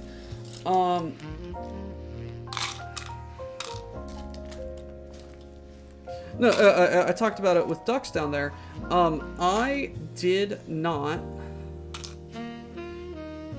I introduced myself by my name to the church people. But Dux, Shyla, and his child did not refer to me by my government name. They're just like, "Hey Doc, hey Doc, hey Doc, how you doing?" So that was wild, and I think I've talked about it here on stream a little bit as well. At some point in like my recent internal monologues,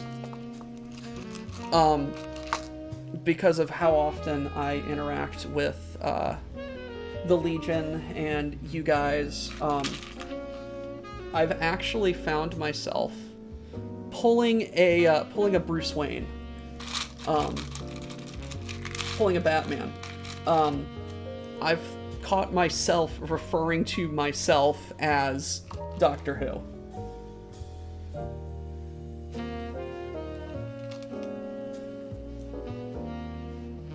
Or Doc Chef, you know, like I'm just like, oh, that's my identity.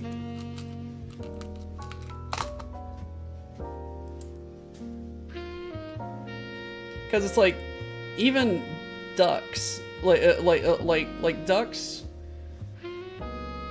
and Dux and Shyla, like Shyla isn't her government name, but Dux and Shyla like refer to themselves as like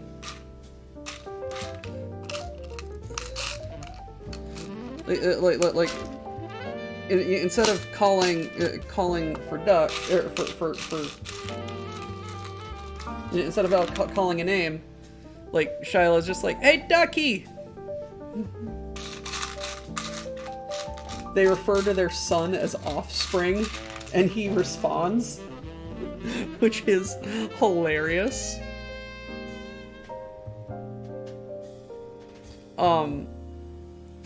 And it's just, they all refer to, I'm just like, "Hey, my real name is blah, but I'm Doctor Who," and they're just like, "Yeah, hey Doc, how's it going?" Alrighty, so this goes, and we have the door. Nice! An elegant portal that offers direct access to the choir takes its name from the color of the portal door panels. The Porte Rouge. It was renovated in 1270. Oh, the red door!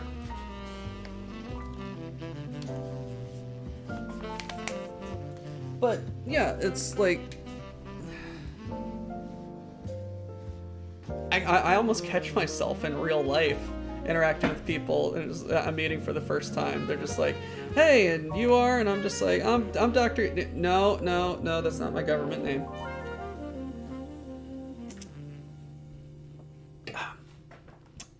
This is an oops. I forgot a step. I forgot to put jumpers on.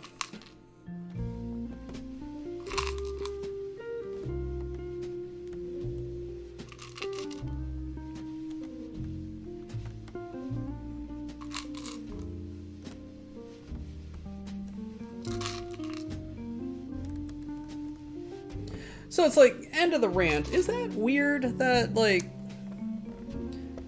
my personal identity that I think of myself as isn't My birth name.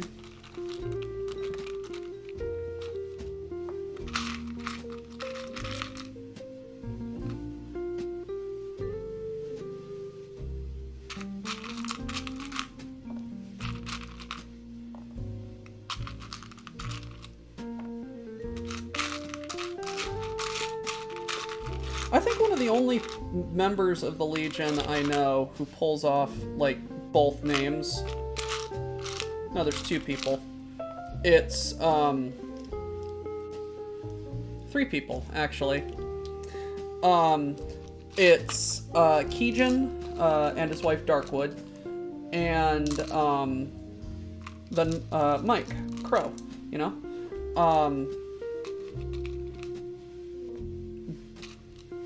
Mike is Mike. He is Crow. He is both of those people, you know?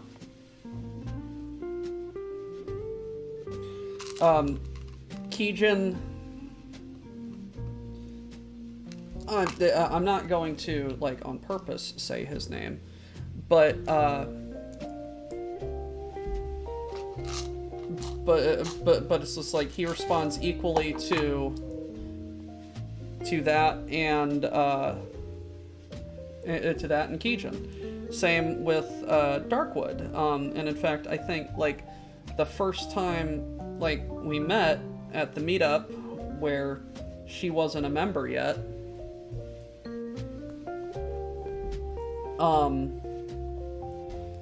like we're all just like, oh hey, who are you? Oh hey, I'm Keegan's wife. I'm blah. Interesting little linguistic thing. Question for you, chat. Is chat a fourth person pronoun? It's just like, hey chat, how's it going today? I'm having a conversation with chat. Like, is that a fourth person pronoun? Because I think first person is I, me, stuff like that. Second person is... Let me think.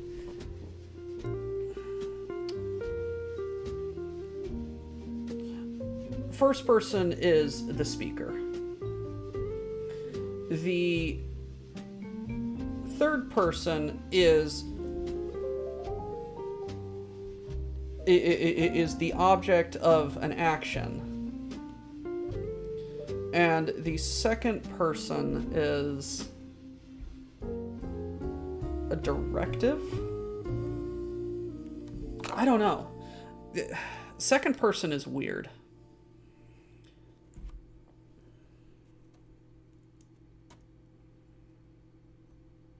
But it's like chat as a collective entity is a weird concept.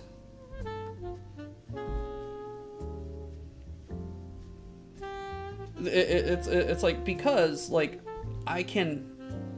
Night Owl, don't you have to be at work?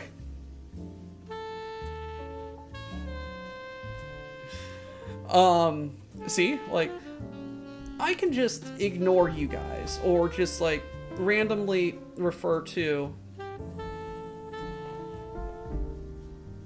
chat, you know? Or I can interact with chat in general. I can be like, hey chat, what do you think about me doing this dumb decision in this video game? Like not referring to... I'm on my phone walking to the job. I'm not talking to a single one of you. It's just like I'm talking to the collective you, and then I see some responses and I'm just like, oh, okay, I'm gonna go do the dumb thing. You know? Like, chat is a weird pronoun concept.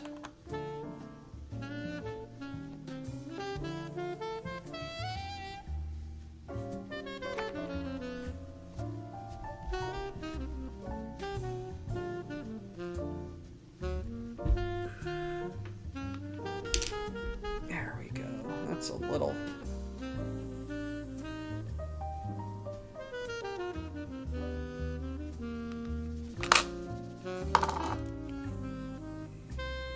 That's better.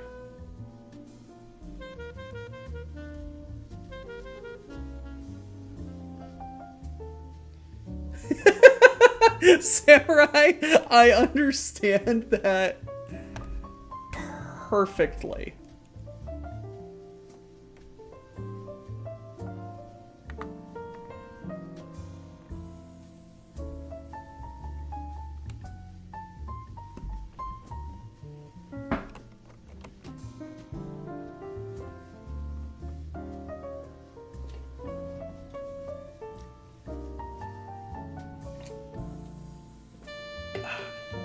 I watched a film noir recently. It was called Who Framed Roger Rabbit. No, like, I was literally just like, you know what I haven't seen in a while? I haven't seen Roger Rabbit. So I watched it. Fun movie. I think the field of philosophy reaching such language usage is known as semantics. Things like Japanese language have to borrow the word love from another language. Faith not being a Hebrew word, or other languages not having a word to borrow from a concept. In some ways, we're going through a cultural revolution, and I suspect there are just a lot of terms that have only just been thought of. One day, write a thesis on Twitch. Yes, absolutely. One thing that I've thought of, and this isn't trying to be like politically correct or woke or anything, and that's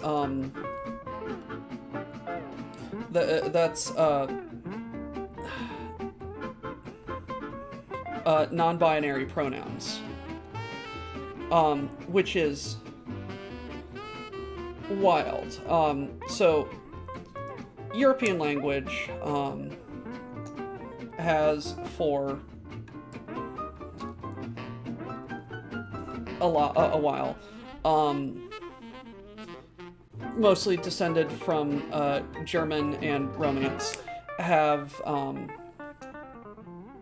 male or female adjectives or words, you know, das, die, die, you know, he, her, he, her, she, he, stuff like that. But German and Germanic descended languages had neuter, neither, meaning like this object does not have a gender, which makes frickin' conjugation and the German language like absolutely fun.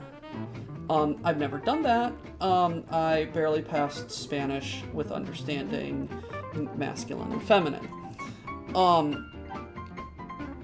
But historically, and I hope I'm not being controversial with saying, am I fucking missing a piece?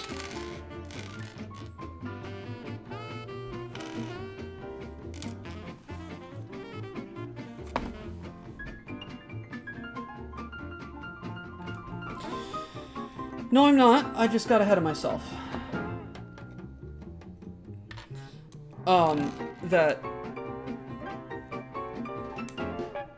other non-European cultures and hell, just like culture, just like in the historical, in like the historical world, we have had essentially non-binary individuals for a while.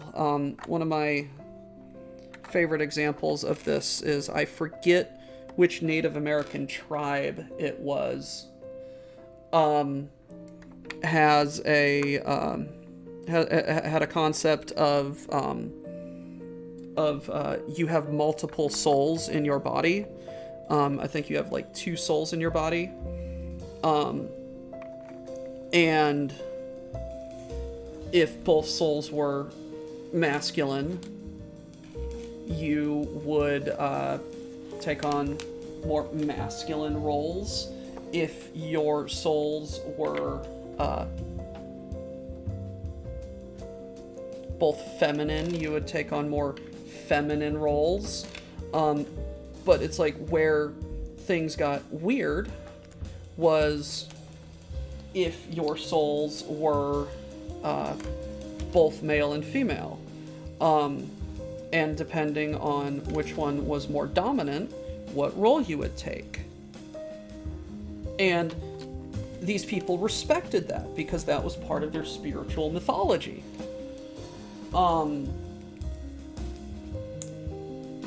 Which is wild that they had this conversation, and this understanding of identity, which is what I'm trying to get at is like in modern English, the only quote-unquote pronouns that we use for personal identification are like he, she, and they. And I'm, with my interactions with trans and non-binary individuals who I consider very dear friends,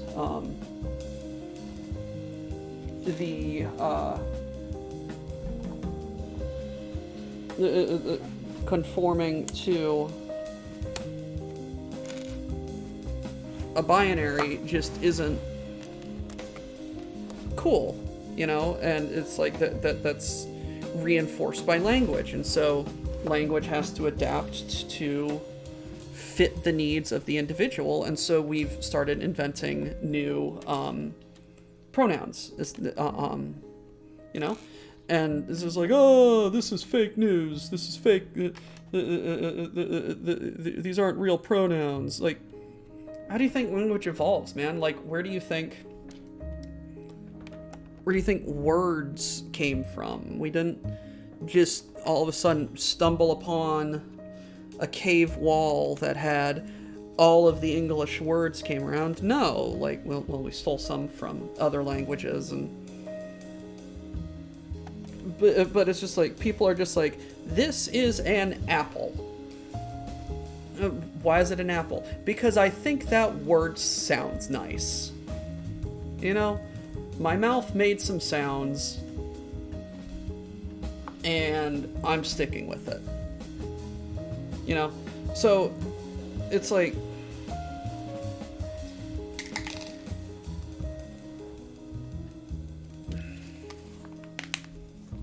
words exist as a tool. Language exists as a tool. And what happens when you don't have the right tool for the job? Well, you either find a new tool or you modify the one you have. And I think just like we're at a point of cultural awakening where the language is being transformed, and certain individuals are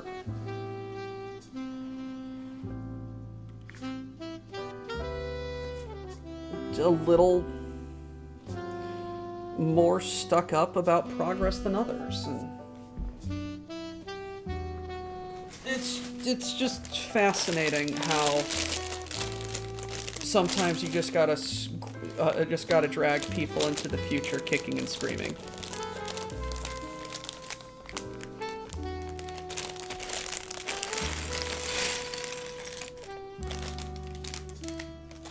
You know, I don't know how we get on these topics, guys. I'm sorry for just ranting. This is just the ranting hour with Dr. Who. Respect people, you know. like they may like they may be using made up words to refer to themselves, but for God's sake, where the fuck does words come from in the first place? Someone made them up first.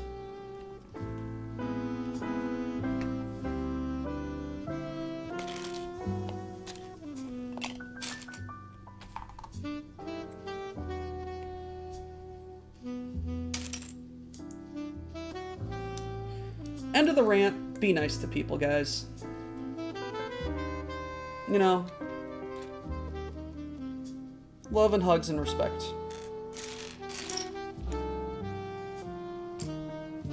Get that.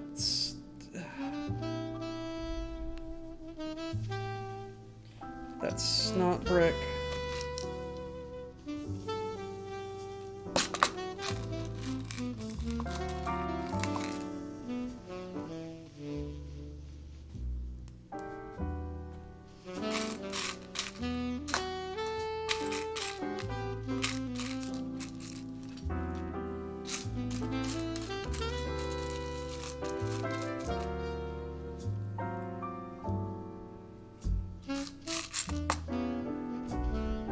Yeah, just be cool to people, guys.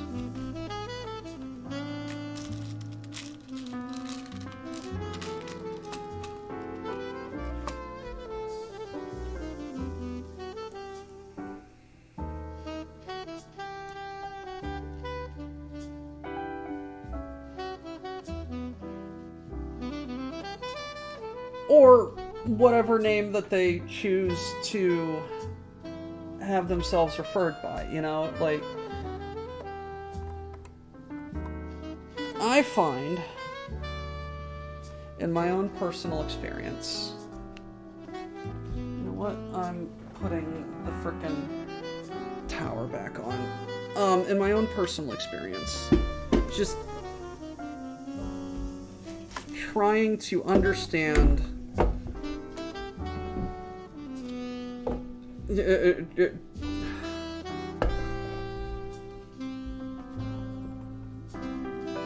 what am I trying to say? It's just a matter of respect, you know? Like, I try and treat everyone with respect until they give me a reason to not, you know?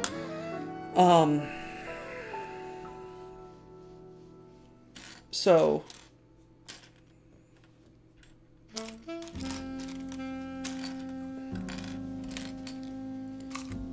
I may be like the whitest, normiest person I know, but it's just like, I am going to make an effort to treat you with respect and refer to you how you wish to be referred to, because I wish for you to show me that same respect, you know?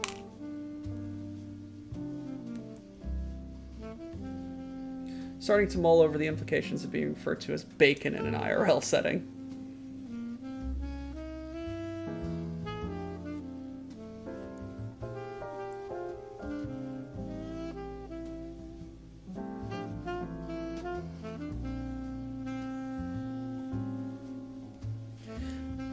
Fair enough, but it's just like in that's in a legal setting. Legally, like, you have to have things be a certain way. But if you are meeting, if I am meeting you in a casual environment and you wish to go by a different name than your legal name due to identity, or you just don't like that name, I'm going to respect that, because that's how you wish to be known by. And then if anything else happens, then we'll deal with that when that comes up. Damn it.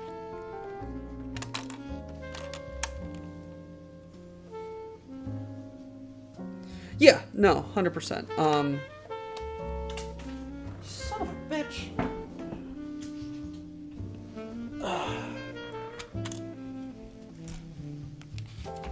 let's not get into shit like that right here. Give me a happy topic. Give me something to be stupid with. We're getting a little too politically hot and heavy for me. Favorite Godzilla movie?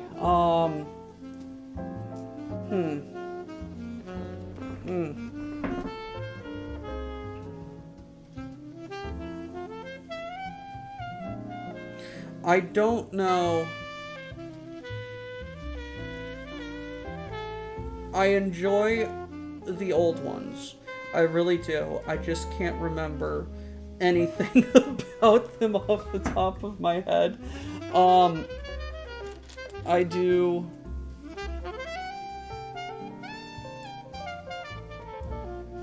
very much like the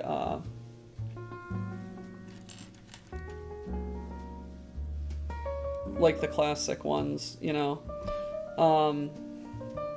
They're all really silly.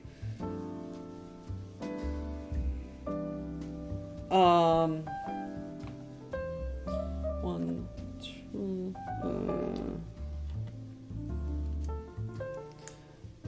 yes, the 50th anniversary dramas. I'm going to have to check that out.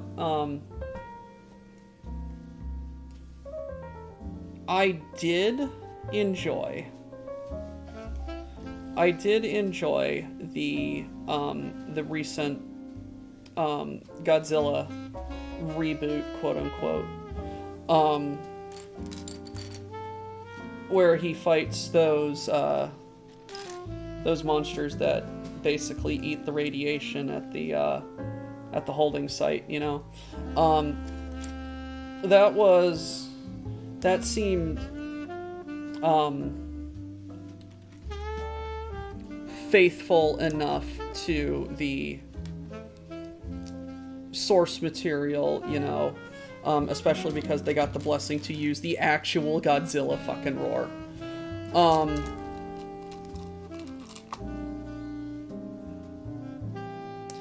And like it wasn't treated as like some thing, like it treated Godzilla as a force of nature, essentially. Like we can't do shit with it. We can't do shit to it. We just gotta exist alongside it, you know? Which was real cool.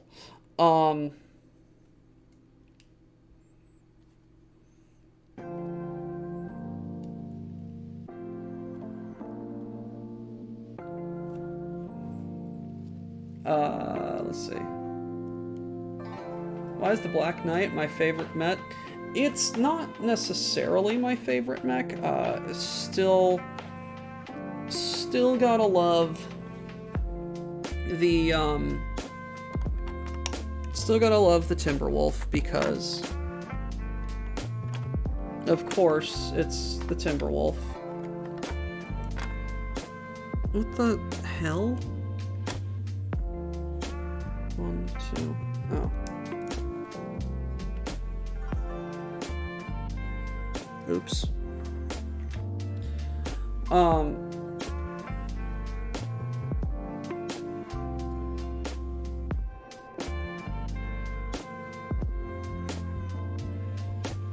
It's not necessarily my favorite mech. The Black Knight, or the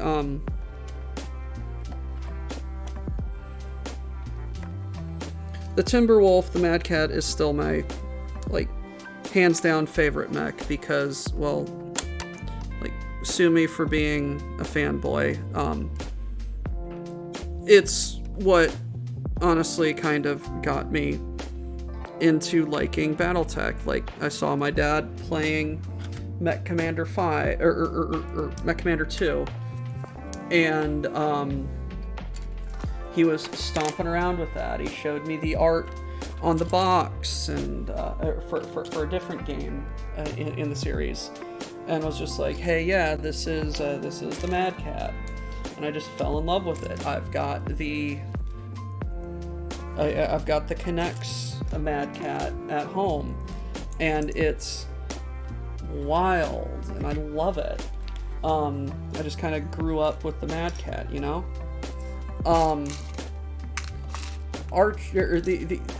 The Black Knight being one of my more favorite recent mechs now that I've gotten into the setting, comes from a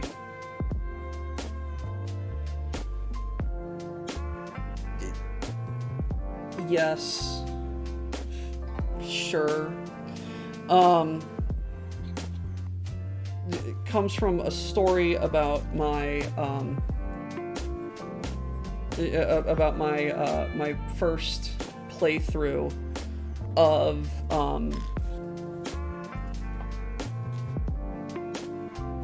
the Harebrained Schemes BattleTech.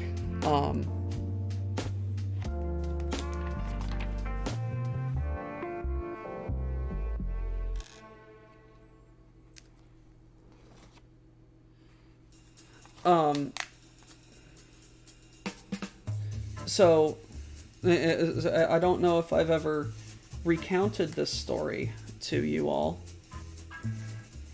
but the story goes like this. I'm just playing, I'm playing the game, going through just like, oh, hey, yeah, I recognize these mechs from from all the different games. This was also before I was in the Legion.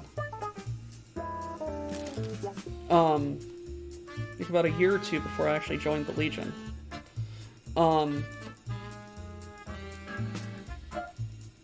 And I'm just putzing about, doing stuff.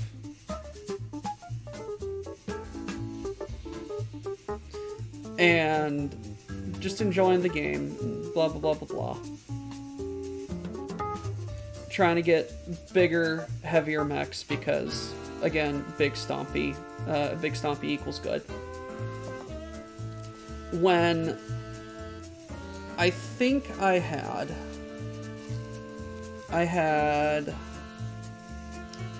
it was relatively, like, early in the game.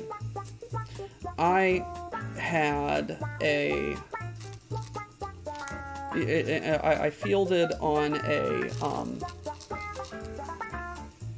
hunting a particular pirate. It was like a bounty mission. And it was like, hey, we need you to we need you to go hunt an individual down.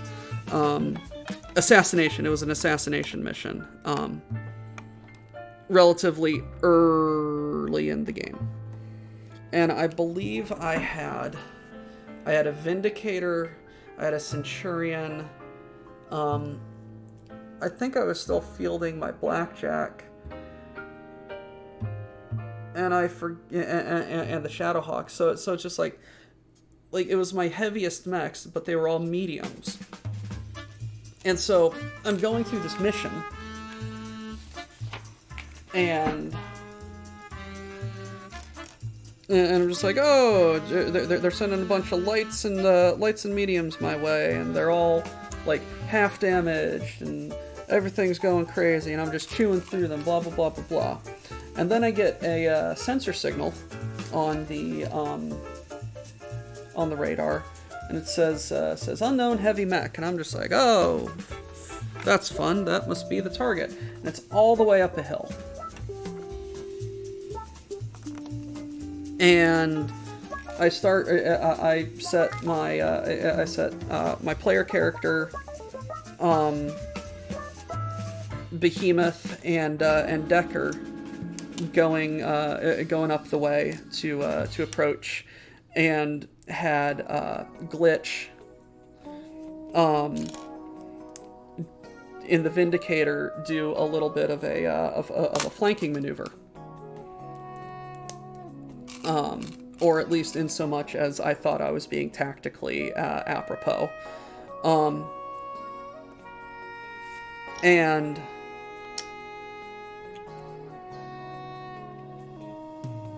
as soon as we cut through the the Fog of War, I'm just like, what the hell is that? What the hell is a Black Knight? And it was like half damaged. And I'm just like, oh god. Also, oh god, am I missing a piece?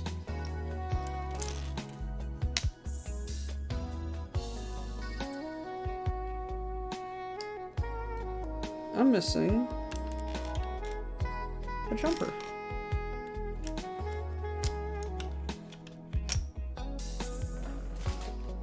Nope, it's in the bag.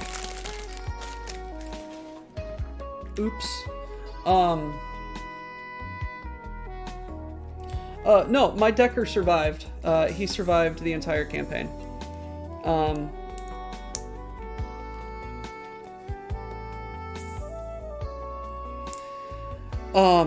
So I advance up and I'm just like, oh god. I inspect it, I'm just like, that's a lot of lasers. Oh god. What do I do?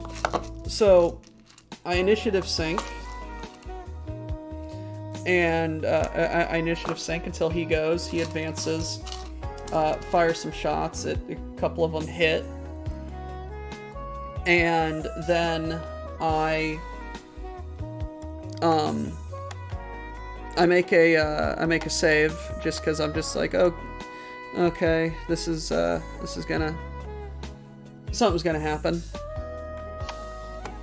And because I was a save scumming idiot who was just like, if something fucked up, I'm just gonna be like, all right, I'm not losing all that material just because of a fuck up.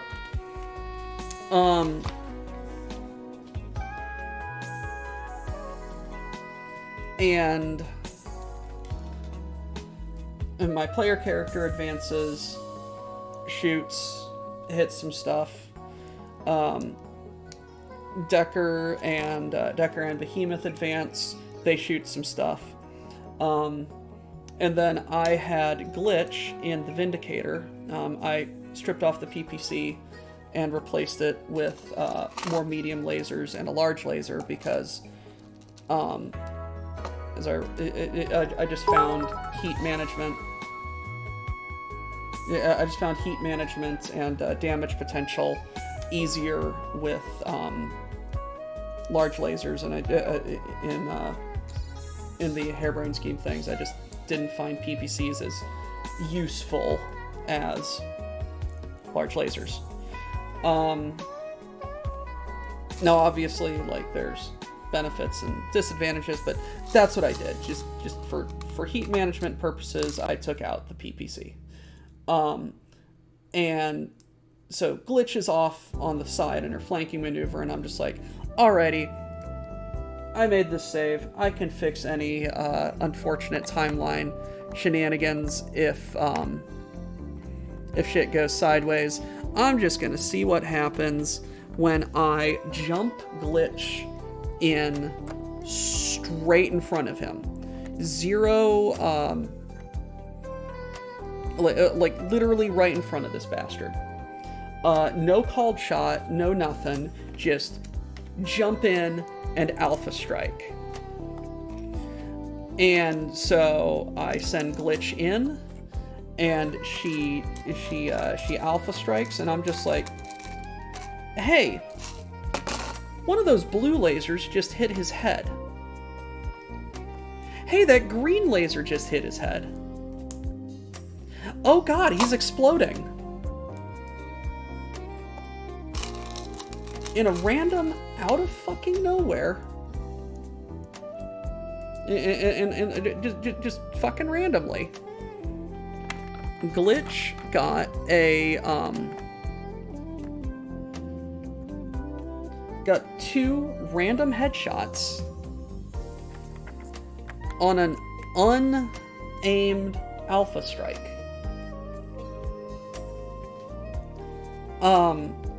Mission ends, and I get all 3 pieces of the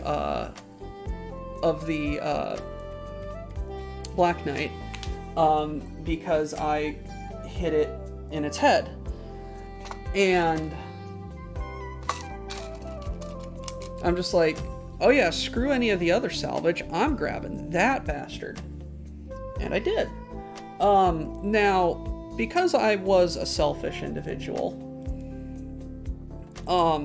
my player character was the first one to pilot it. And then I'm just like, wait a minute, no. And as soon as I got another heavy mech, I vacated that. I vacated that mech. And the only mech from that point on that I would let Glitch pilot was that Black Knight. Like, even until the late game and the DLC and the flashpoints beyond the story. Like, even in the final mission when I have, like, king crabs and bullshit, I'm just like, nah, Glitch is going in with her Black Knight. And in fact, the only time that she didn't pilot that mech was up until the point when I got the SLDF version. And the amount of lasers and heat sinks in that motherfucker is astounding.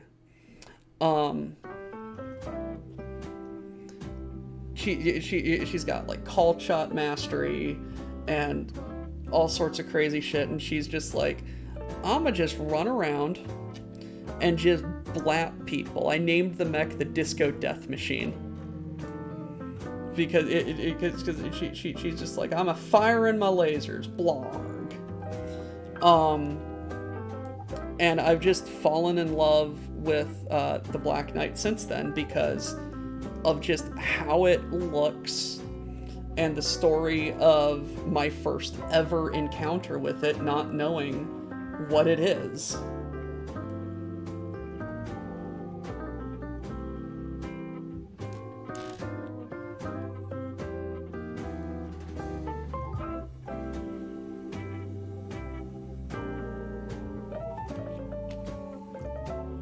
I think my player character, like, is the only one that ever pilots the in that playthrough.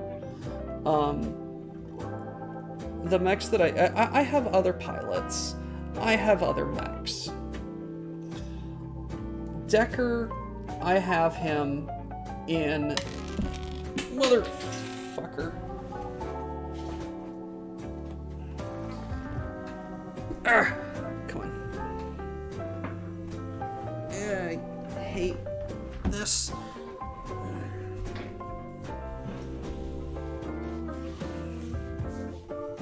I have Decker in the Cyclops queue, I believe. It's got a battle computer in it. And he gets us. He moves that assault mech on turn 3. And it's like, occasionally I'll just have him, like, on turn 3, run up behind a computer AI and just backcore it with a frickin' AC-20, because it's hilarious. Other times I'll just, like, initiative sync like mad, you know? But yeah, Decker's in a Cyclops. Behemoth is running the Atlas 2. My player character is running the Highlander because it's funny. And Glitch is running around in her Black Knight. Just causing all sorts of mayhem. I've got a story about, like, emergent gameplay and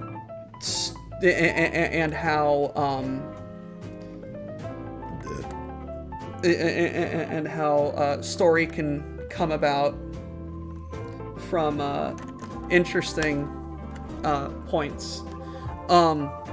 So your pilots don't really have their own story. Like, the main story is just like what happens to you and your exo crew, you know? Like, your pilots don't really matter. Your pilots are inconsequential.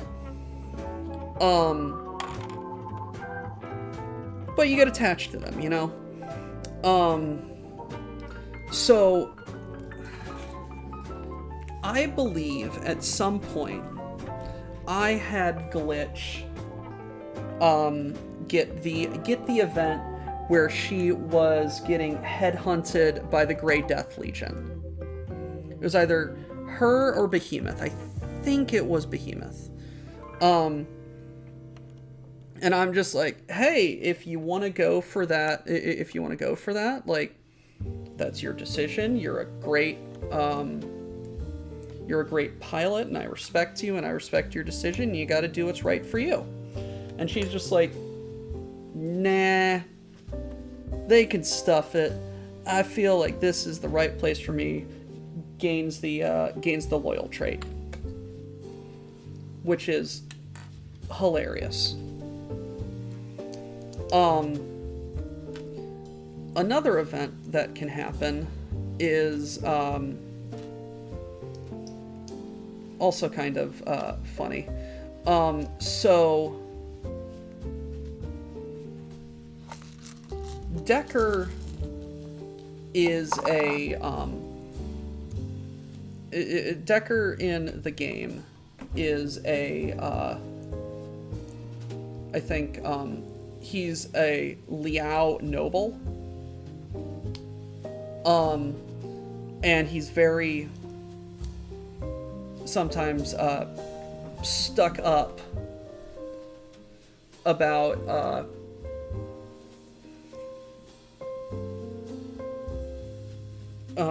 very stuck up and proud of his Liao heritage and being a noble and looking down on other people. So I think how this series of events happened was he had this is the kind of like emergent storytelling that happens in games like Dwarf Fortress and stuff like that, where it's just like just faceless mooks, random event happens, and then you just oh this is the story of the colony, this is how boat murder happens. He gets in a fight, I think, with Medusa, where he's just like, I'm a noble, I'm better than you, and you gotta listen to what I say, because I'm a noble. And it's like, we're mercenaries out here, man. I don't gotta listen to you or your noble shit. You're not signing my paycheck. I can't. Yes, this is, from, otherwise, fuck you and your champagne, and your burgundies. Essentially, they get into a fist fight. I tell them to settle down, think about what they're doing, blah blah blah blah blah. And Decker comes out of the event and gains, I believe, the drunk tag. So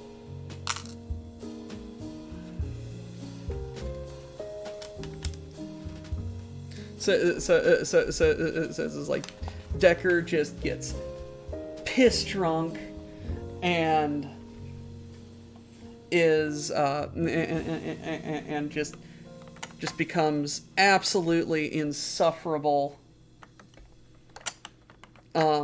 because of it. And he's just like, just gonna drown my sorrows in drinking. And he and I just find that funny. He comes a couple missions later, a while later. He there's an event where he comes to me, or comes to the player character, like just piss drunk, just absolutely smashed, shit-faced, brick-housed, just not a happy drunk. He's having a time. He just absolutely mopey, and he's just like, hey, Commander, what happened? I feel like you don't like me. What's going on? No one likes me. Blah, blah, blah, blah, blah. My life is miserable. I made a mistake. Yeah, I'm not happy. Fuck happened. And I'm just like, hey, buddy, like, you're a really good. I forget what the dialogue option was, but it, like, paraphrasing it, boiled down to, it's just like, buddy, you're a really good pilot, and I respect your skills, but you gotta fucking get your shit together, or else shit's gonna happen, and it's gonna keep happening. And then he, and then it's like in his drunken state, he's just like, you know what, Captain? You're fucking right. I'm a fucking idiot. I'm drunk. I let shit get to me. You're gonna see a new side of me. And then it's just like, Decker has gained the reliable tag. This is like, he had an absolute freaking amazing come to Jesus moment, and it's just like emergent gameplay like that is fascinating.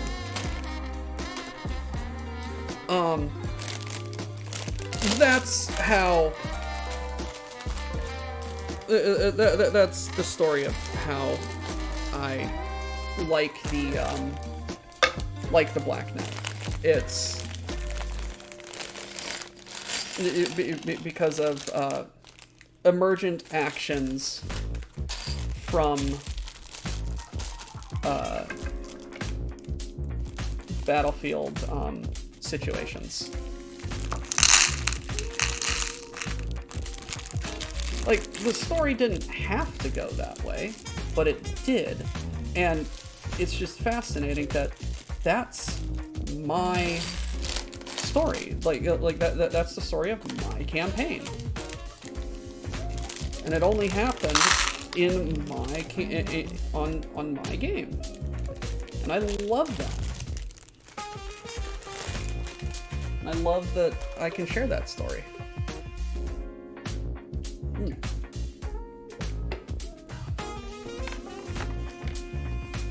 I just want to see.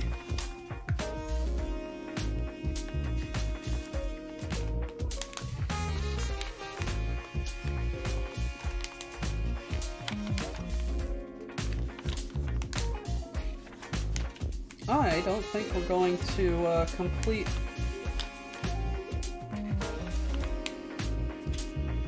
this. I don't think we're going to complete this first thing. I've got like 30 steps to go, and maybe like an hour left. Excuse me.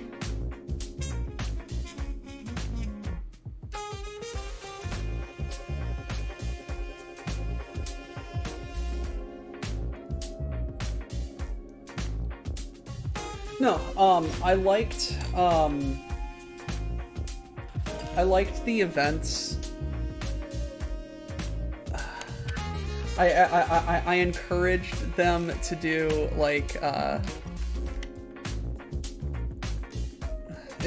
think I encouraged someone to like fuck with a laser, and they're just like, hey, I accidentally turned it into a large laser plus plus plus, and I'm just like, holy shit.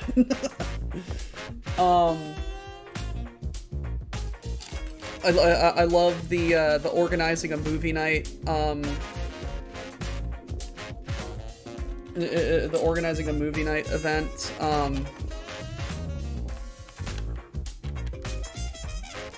Getting involved in them like playing miniatures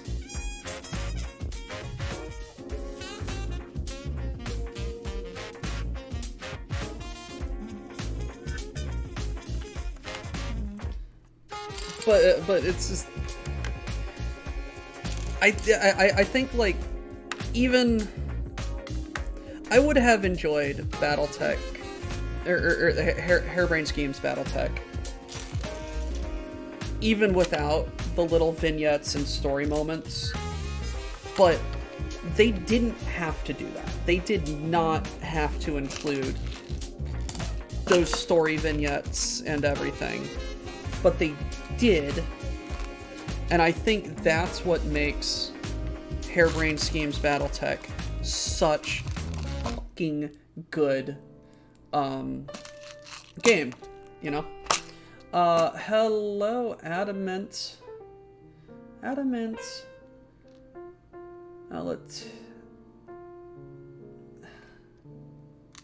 gonna call you Adamant. I just can't parse the rest of your name.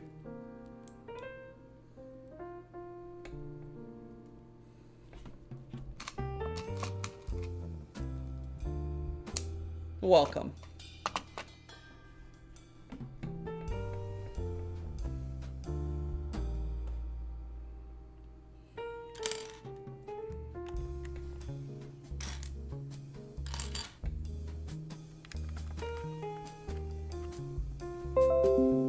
Ah! Stop that. Christ almighty.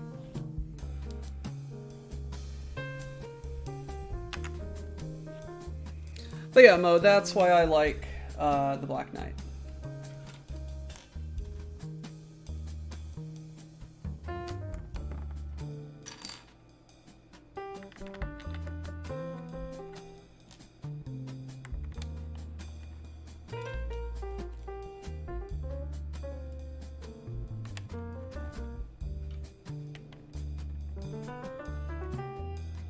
That's funny.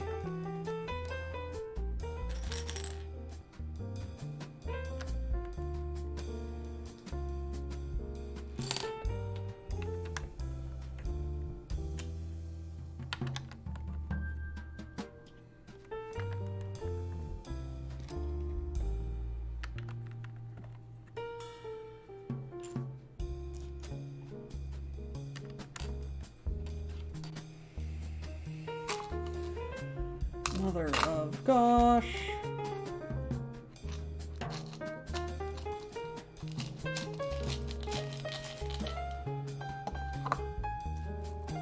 One, two, three, four, 5, 6, 7, 8, 9, 10, 11,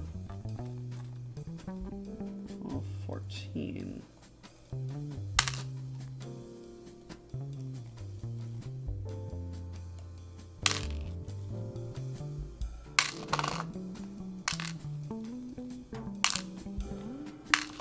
Motherfucker.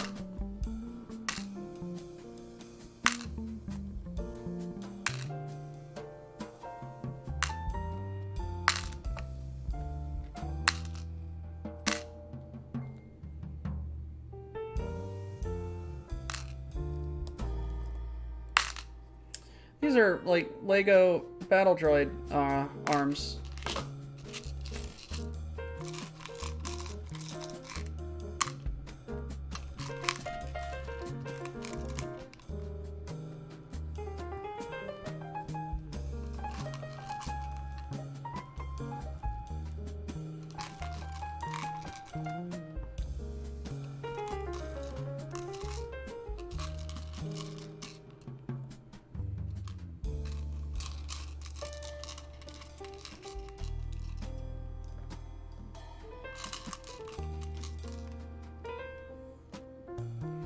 Just digging through the pail to get the Legos.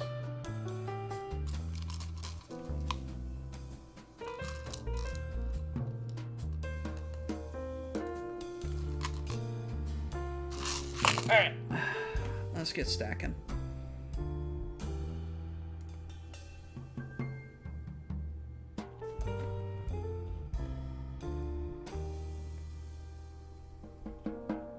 These go right here.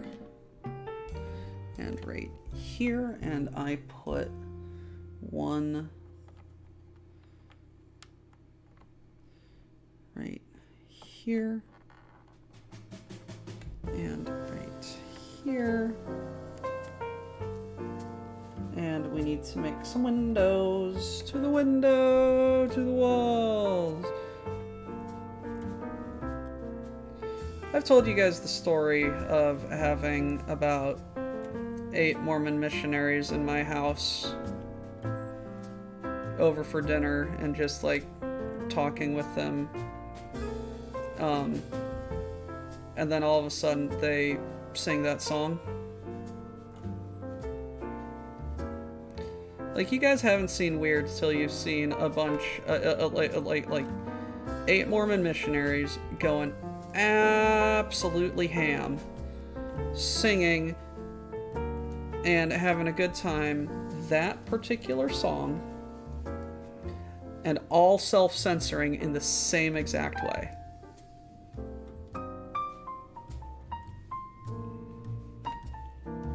It was a very interesting spectacle.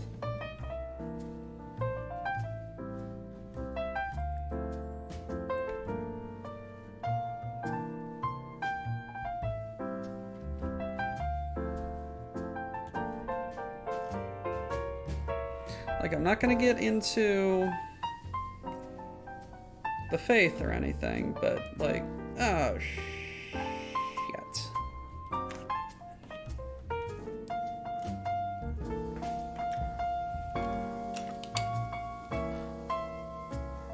They are intelligent young men who we just wanted to interact with positively and give them a chance to, you know, like, not in a judgment-free area, just like teach what they had learned and have a very interesting and frank discussion between the differences and similarities between Catholicism and Mormonism, and just learning about faith like that. You know, it's very interesting. They're very, very interesting people. To quote Matt and Trey Parker, funny enough, I've never met a Mormon I didn't like. You know.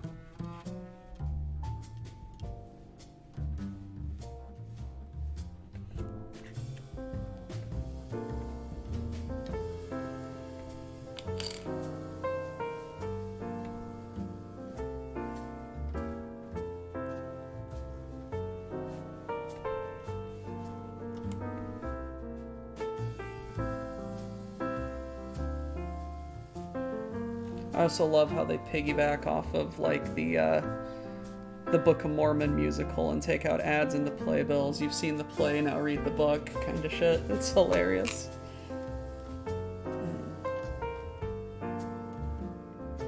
Okay.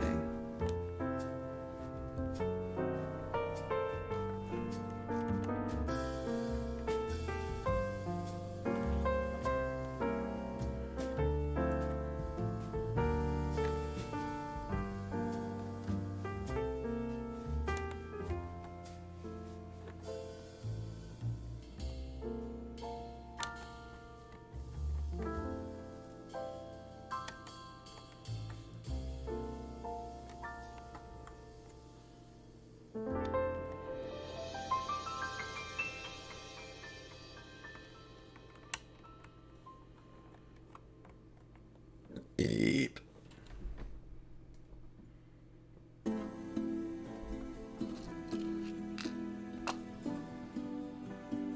Did I fuck something up?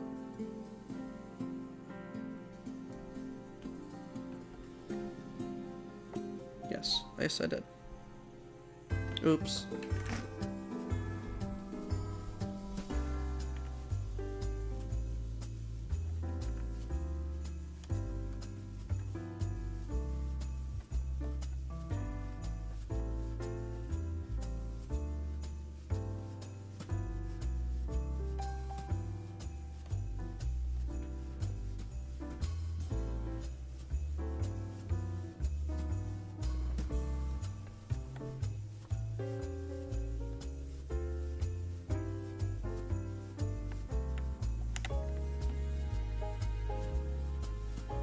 No, I didn't mess up.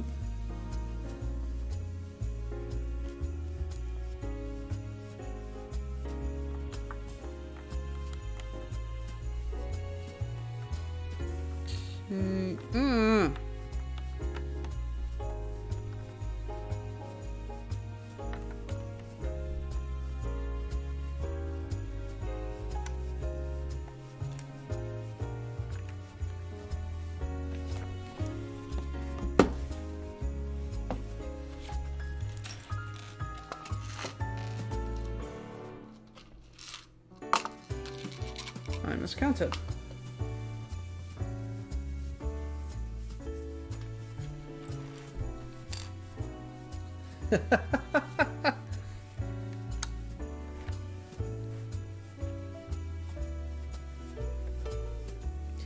Bacon, I made a joke at the beginning, and I stole this joke from someone on the internet. So the Pope's a Midwesterner. Collection now. The collection plate now accepts Cole's cash.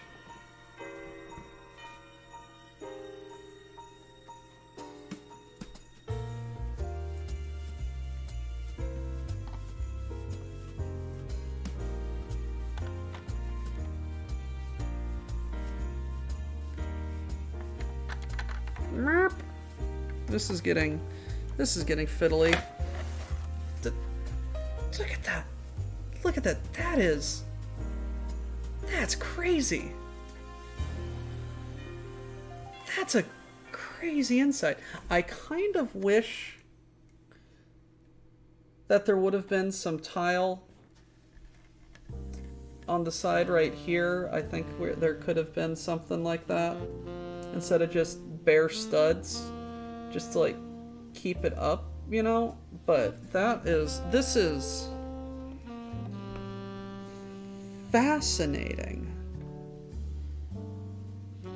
Like the scale of just imagining myself just like walking in this, I'm just like, whoa.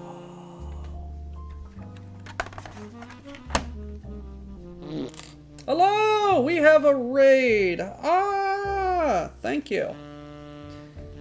Thank you for coming by again, buddy. How you doing?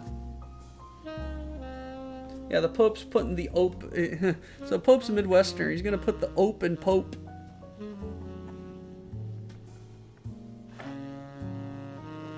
I'm doing all right. I'm doing good. Just having some fun, building some Legos.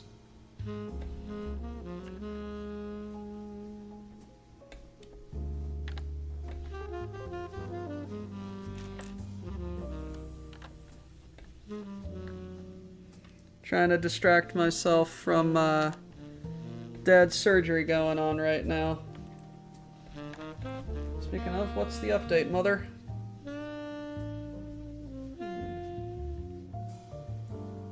Yep, he's been in surgery.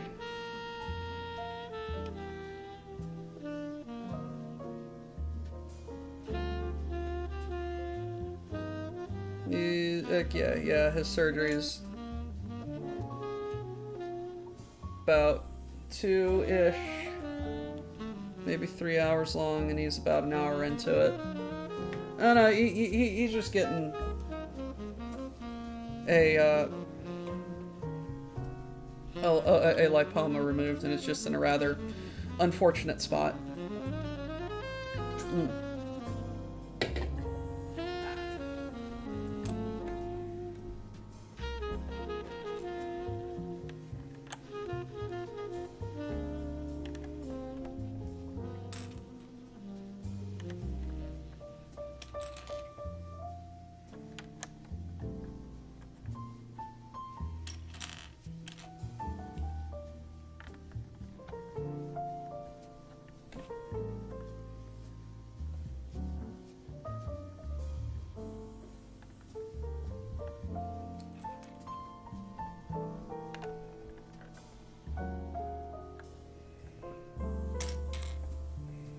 God, now I want to go watch Ratatouille again. Why Notre-Dame and this music is making me want to watch Ratatouille. No. As soon as like someone pointed out that like it's a Midwestern thing to do, just like bump into someone, excuse me, he's like, oh, sorry. I'm catching myself doing it all the frickin' time, and it's fucking hilarious. 1170. The first two stories of the choir are nearly complete.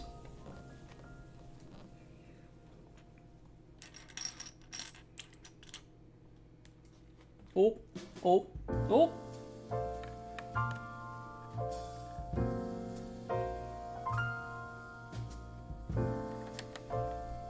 Burp.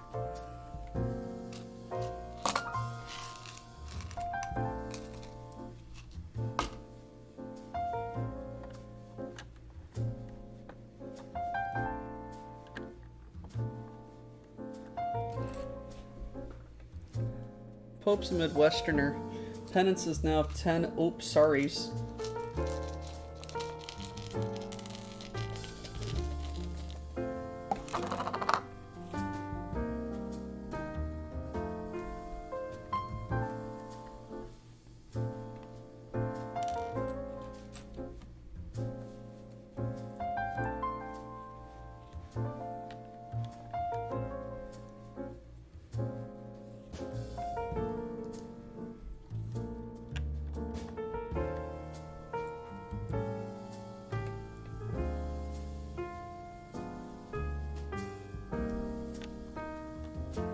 I love that there's footage of the Pope at a World Series game.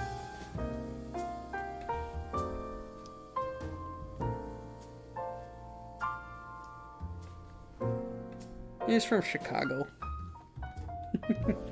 Pope's a Midwesterner.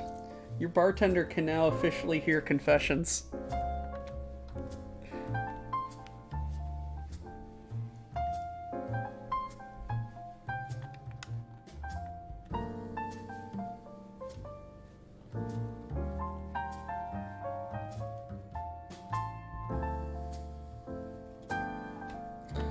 I mean, he was in a White Sox uniform.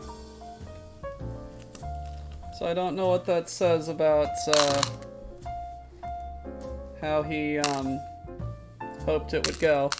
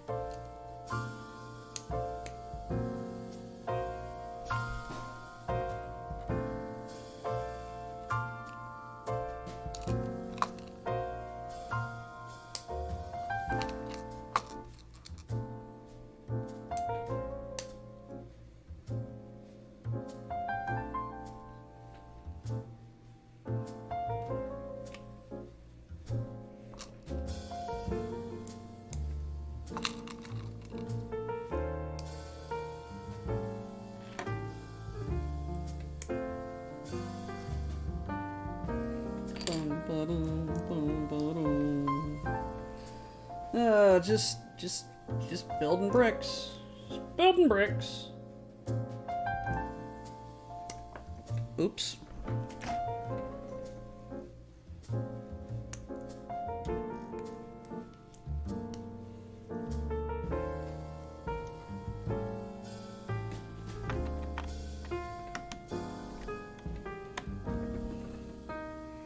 It is fascinating how this is coming together.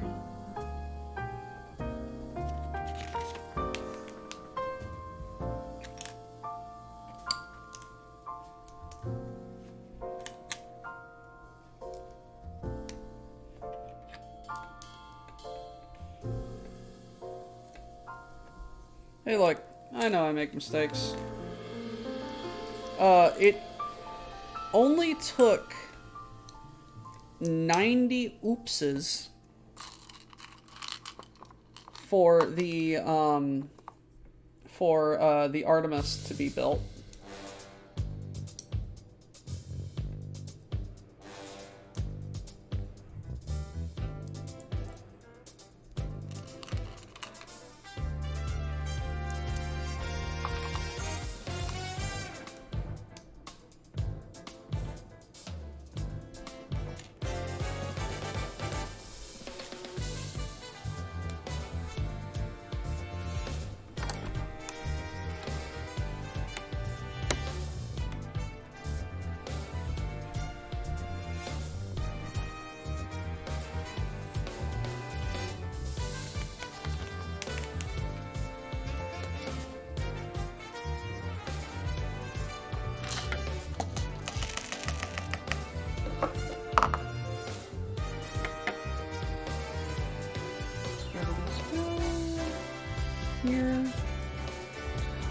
these are going to be the Technic pins, I think, connecting the other section of the chapel together? No?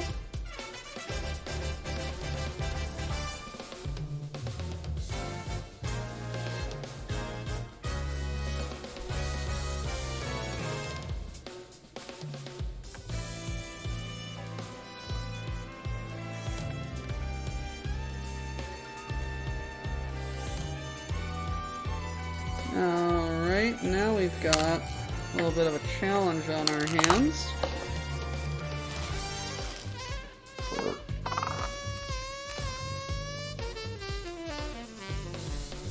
Got some arms to make.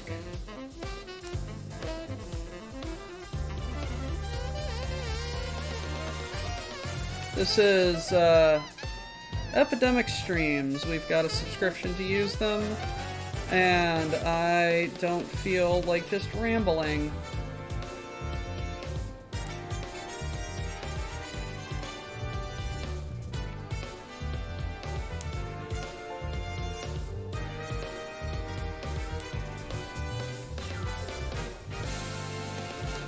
The White Sox did a celebratory thing of the White Sox. The White Sox identified Leo as the all-round counts.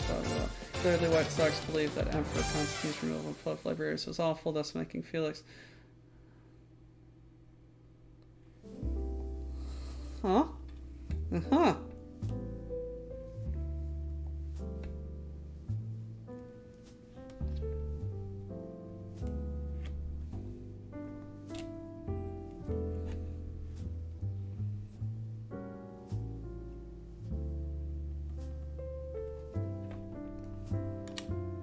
One, 2, 3, 4, 5, 6, 7, 8, 9, 10, 11, 12. All right.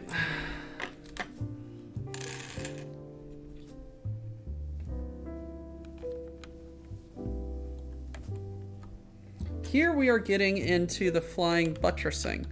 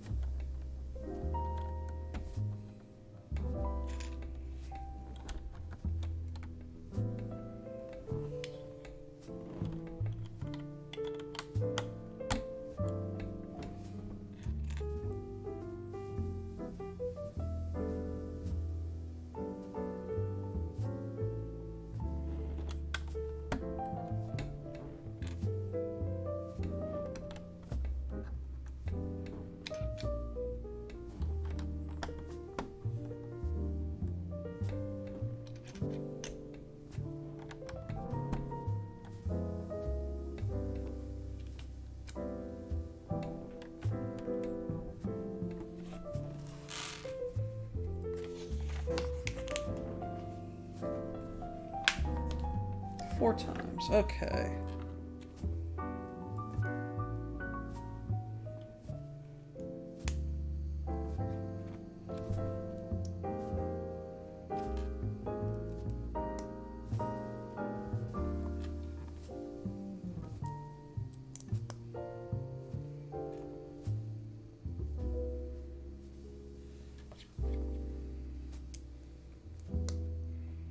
You know, I find it fascinating that with the potential consequence or event of Pope Leo coming back to Chicago to say Mass, like for the first time since John Paul, like a Pope coming to America like that. That would be fascinating.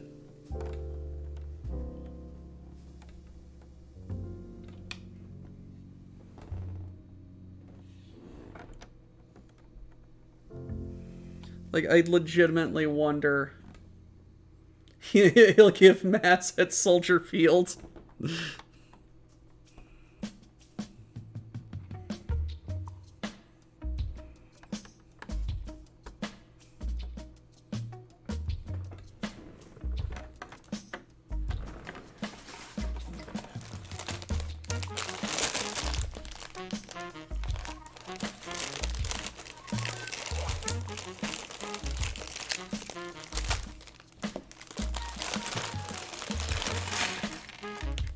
Hey guys, look at that! More fence pieces!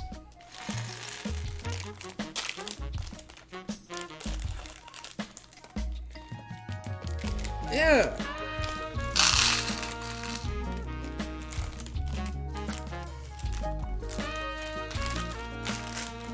Let's see if we can't power this through. Okay. So I need 1, I need 2. I need to buckle my shoe.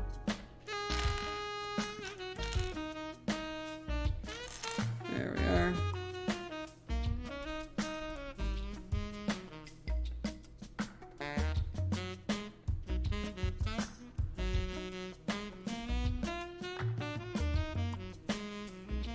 Yeah, Ireland is very Catholic.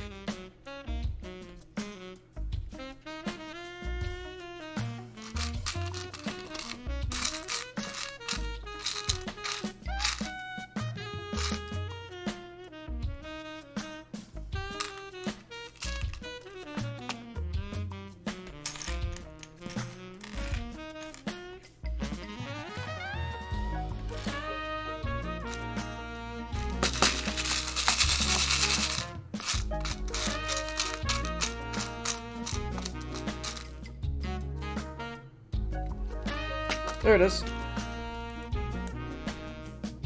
Okay, so that goes there. And this goes there.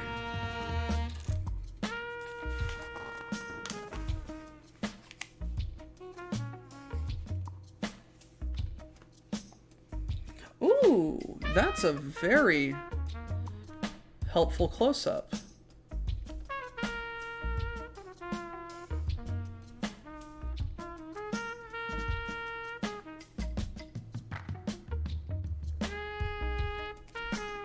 No, yeah, Hibernia,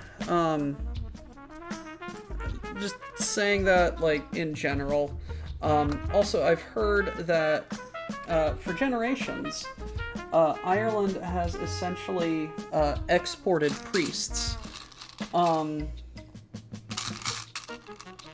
Like a vast majority of priests were coming from Ireland.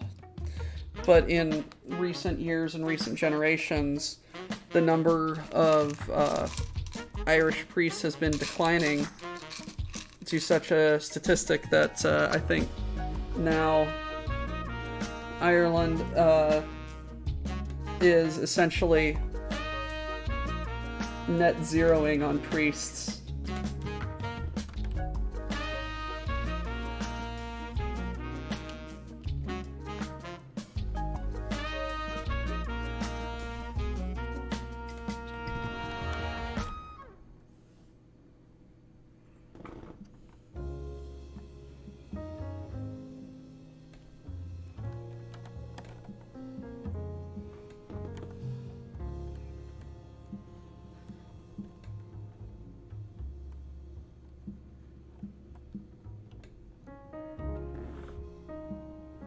Ugh.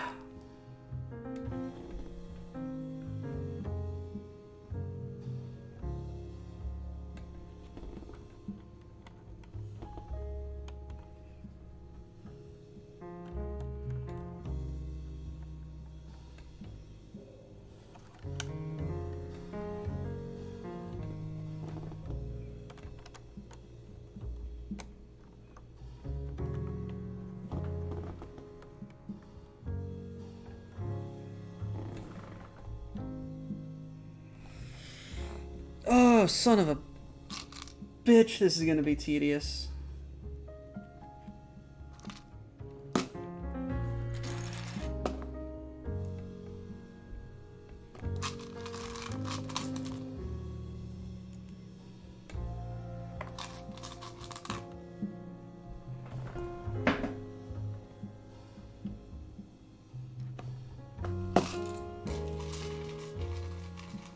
just need to sit back for a moment. What time is it? 4 o'clock? Alright, this is probably going to be the last bag I do.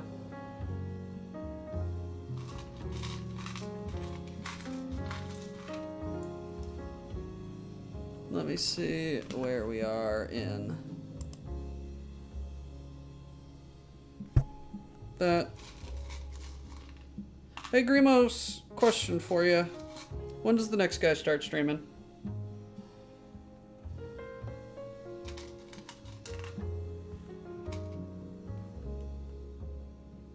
When do I gotta get out of here?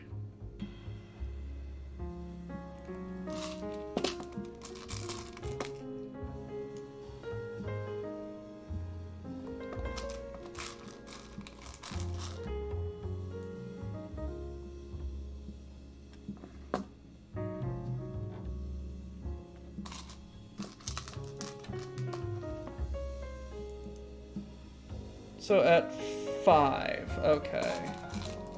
So 2 hours? No, 1 hour. Yeah, 1 hour.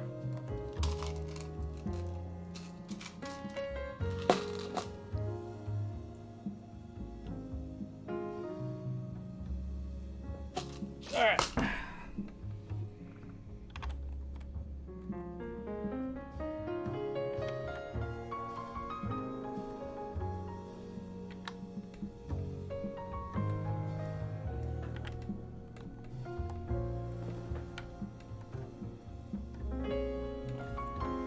I appreciate that, Grimos. Thank you for the update. I should know these things. I'm a professional streamer.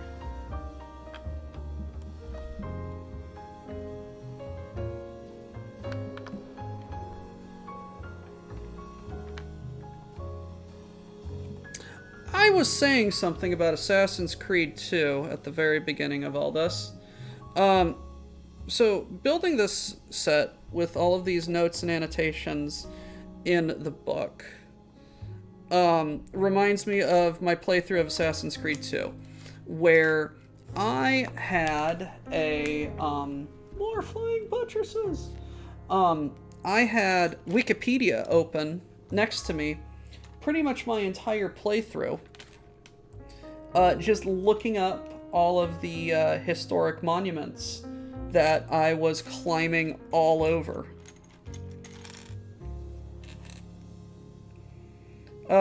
Speaking of professional, Grimos, how'd your are y'all done with your homework? Has that class finished? How'd that go?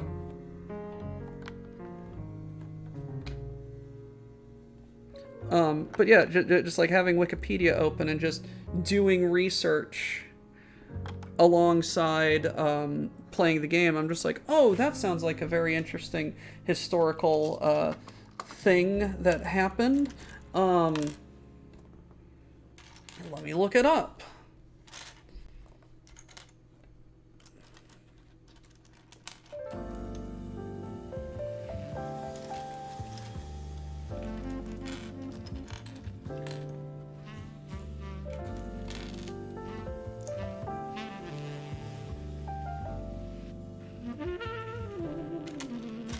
Rest the brain meats. Now, brain meats can only do so much before they get tired.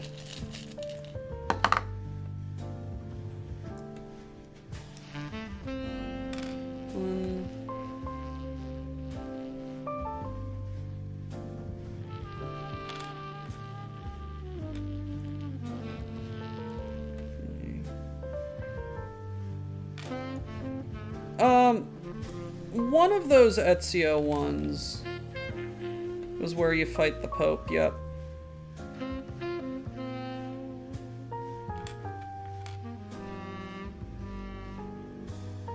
God, Renaissance popes were weird.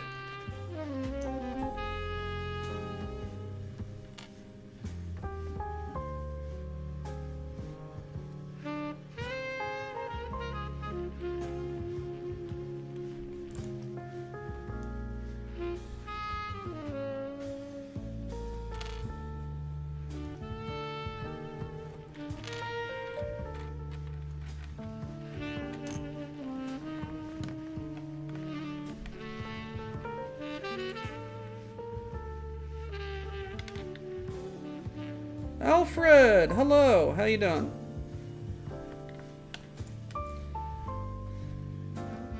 You are building the tiny typewriter set? Nice. I've got I've got Notre-Dame here.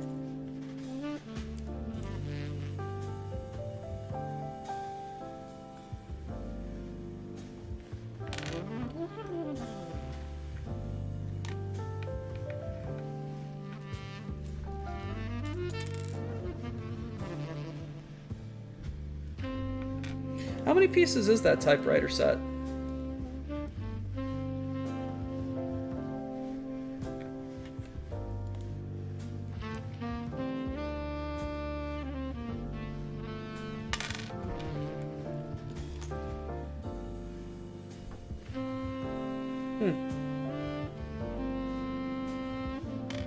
Yeah, only about 4,000 pieces more than you.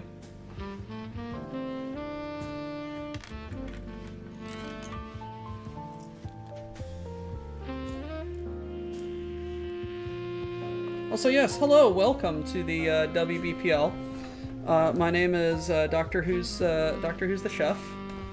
I am but one chucklehead who streams on this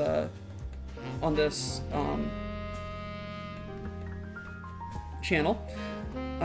Words are hard. We are a diverse group of people who do lots of different things.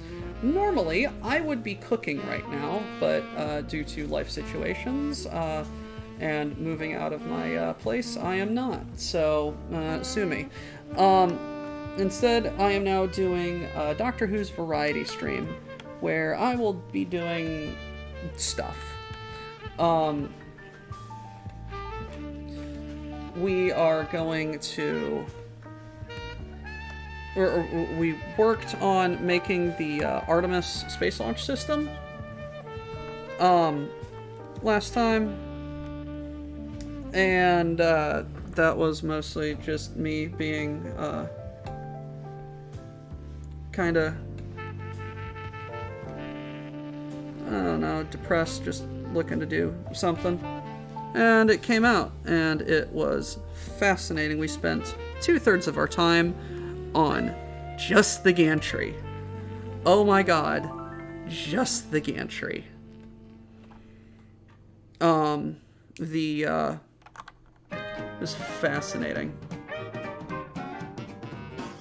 Stay away from that old Viper man. Don't you take that fruit he's holding in his hand. Just one bite and you'll be swinging Mr. Sandman, send me a dream. Make him the cutest that I've ever seen. That's when you get the hit that makes you feel alright. You'll be high and trouble's out of sight. So don't you hang Interesting. around that Viper in the night. Gotta put a stud in the fence. You take one hit and you'll be swinging with the band. When you hang around that old Viper man.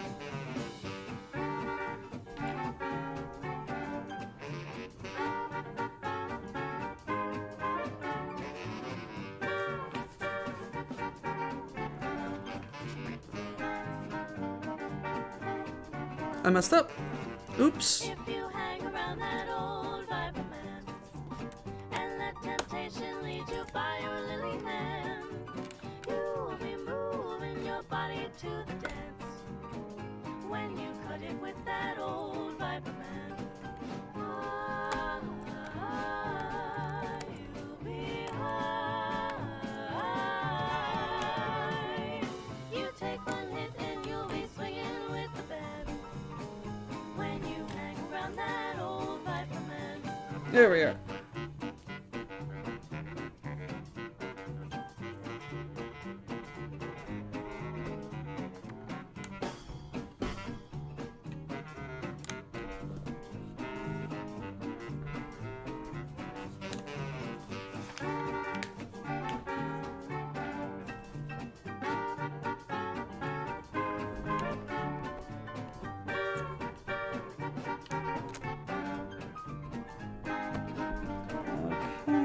so I get a little seat.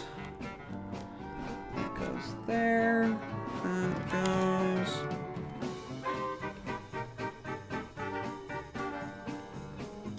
there. Stay away from that old Viper man. Don't you take that fruit he's holding in his hand. Just See you later, Bacon. Thank you for coming on. Or not Bacon. from that old See you later, buddy.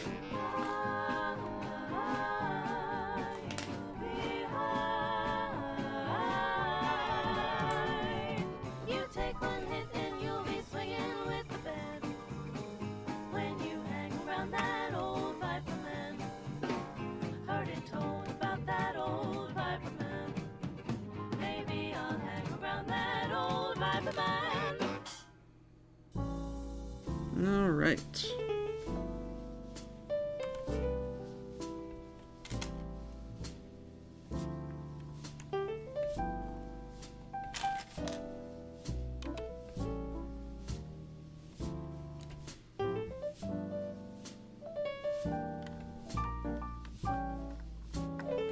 This is getting tall for the scale. Holy cow.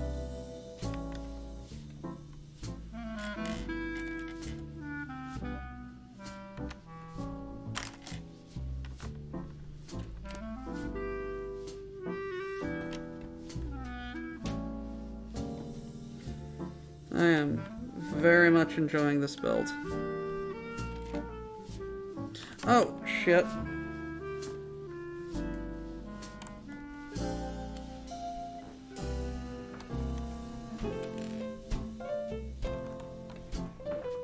Oops for forgetting a step.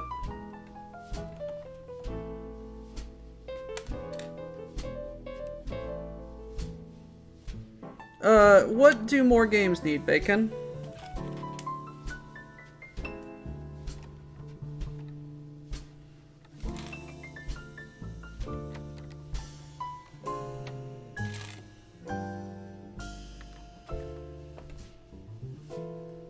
A poem button. Where did you get that muffin? Muffin button?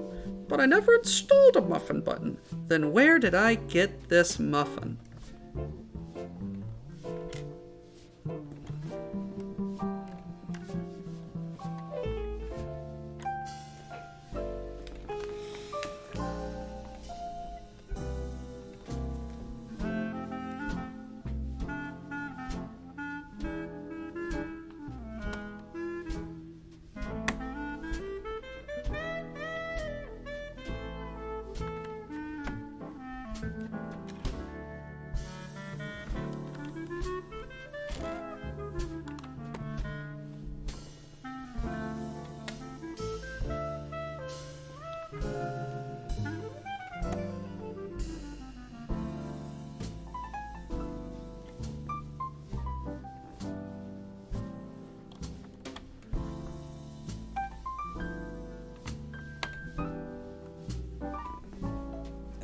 Ooh, itchy, itchy, itchy.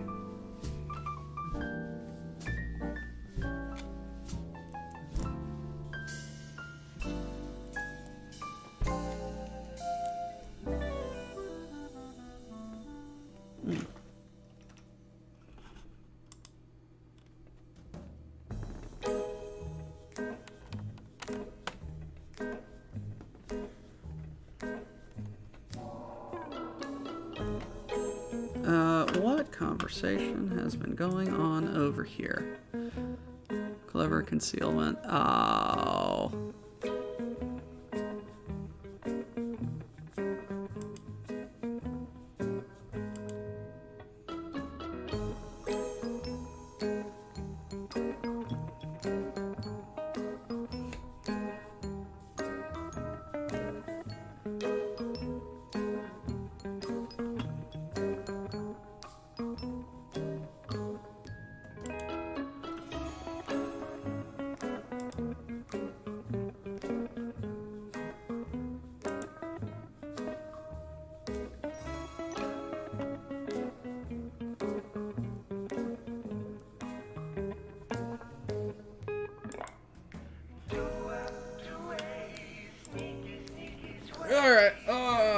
Christ.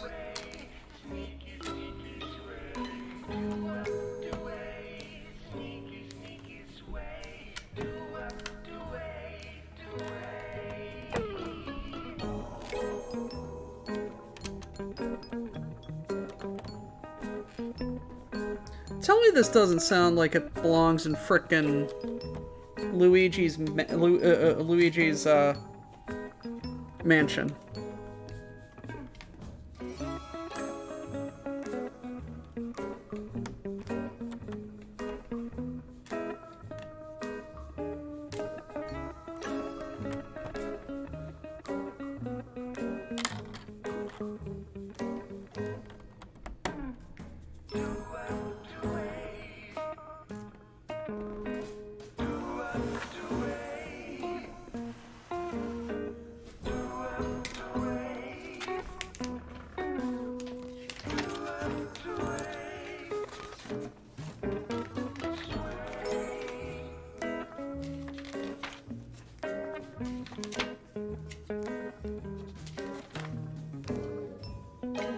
Okay.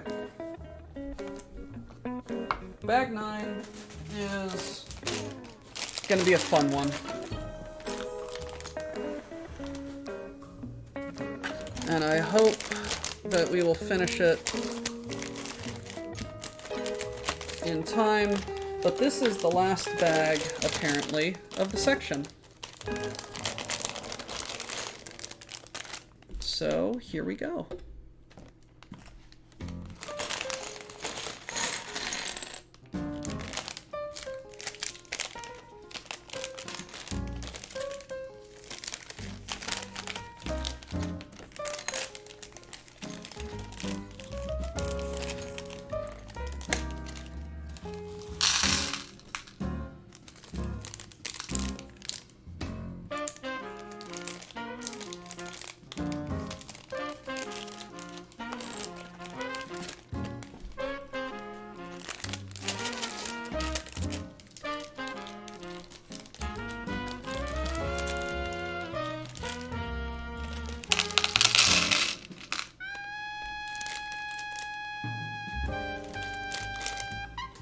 Okay, so this is the last bag of this section. So, let's start stacking bricks, guys.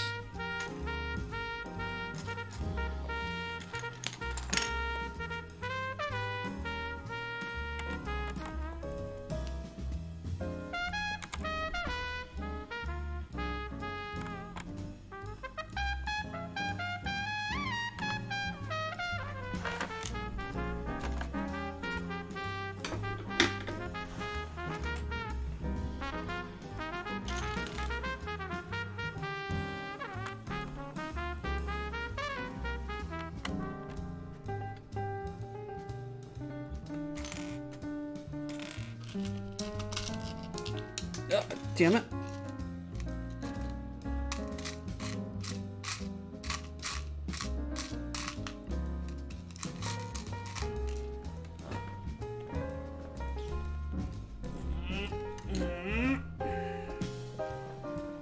Also, I was wondering why you guys haven't greeted each other yet.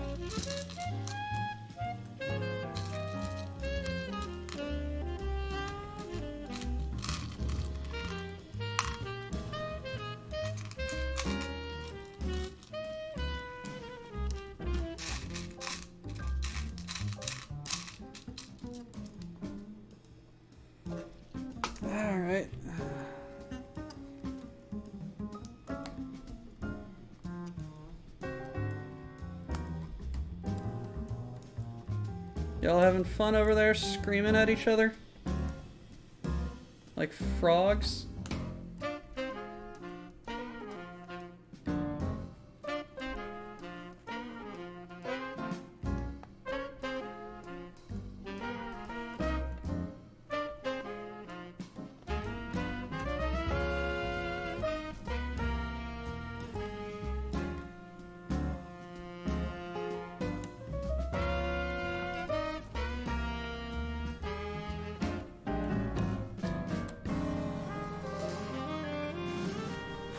Is this offset on the base? Yeah, this isn't center on the base. Center on the base. That's gonna be a wild, that's wild. Well, I mean, they wanted to display the, park on the side. I just realized that. Yeah, it's not center.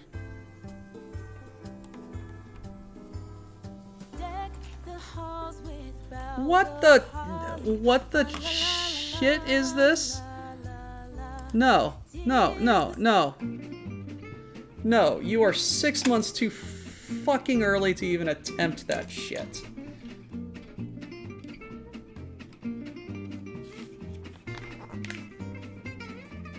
Why is there Crimbo?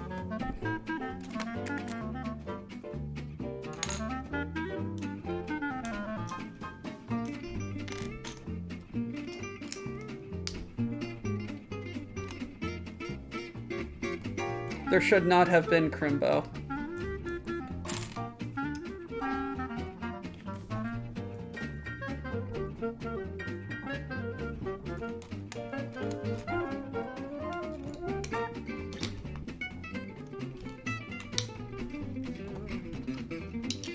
I appreciate when an artistic set just uses a straight fucking brick. Like, nothing fancy, just here's a brick. And it's like, oh yeah, I'm playing with Lego. I don't think I've ever seen this kind of curvy piece right here.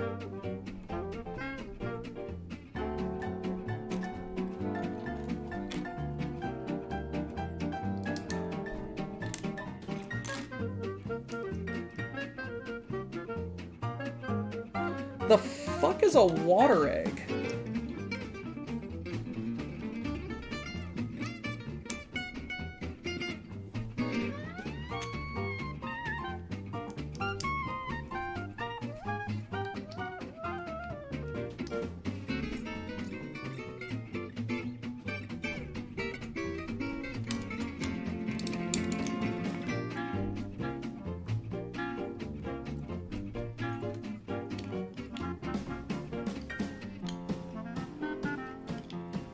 Like, I demand an explanation. What the fuck is a water egg?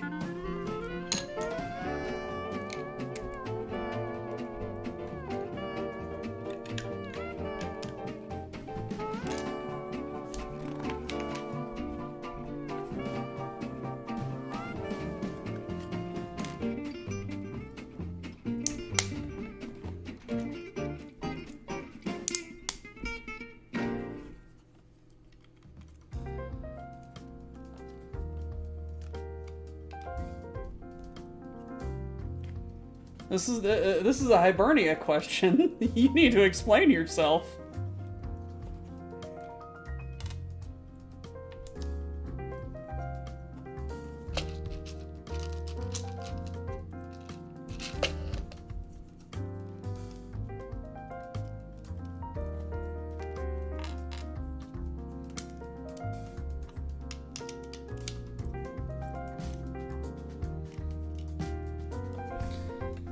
Easter egg. Half asleep using autocorrect.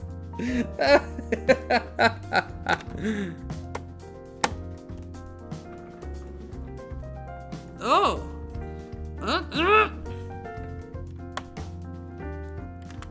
Oops. I put it on backwards. Hey, Digi.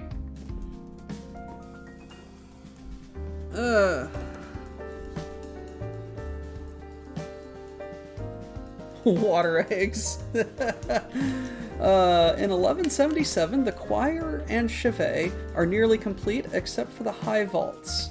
The roof and wooden framework are constructed prior to the vaults to offer protection from wear and tear.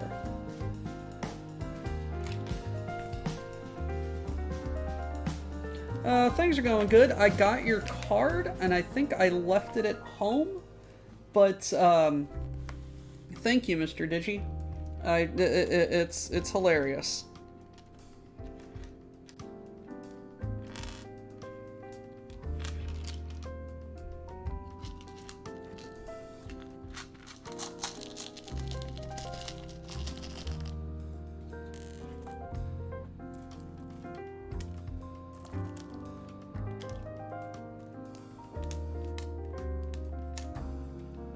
My parents were just like, hey, I think you got a letter. And I'm just like, yeah, probably.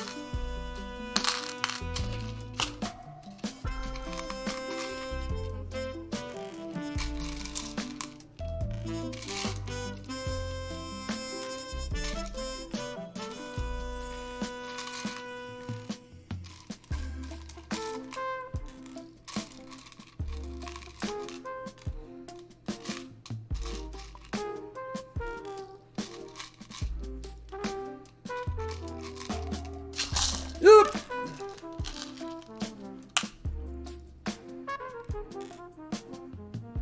I got a fucking heart attack right there.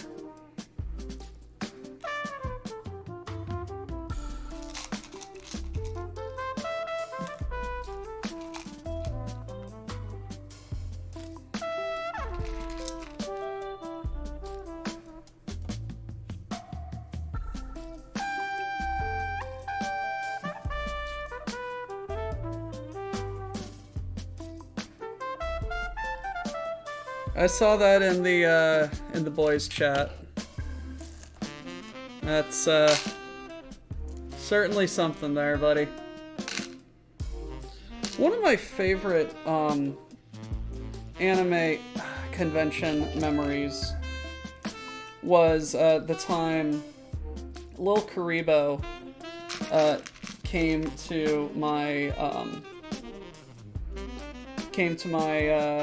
city's anime convention, and he told us the story of getting a fellow anime abridger or someone, or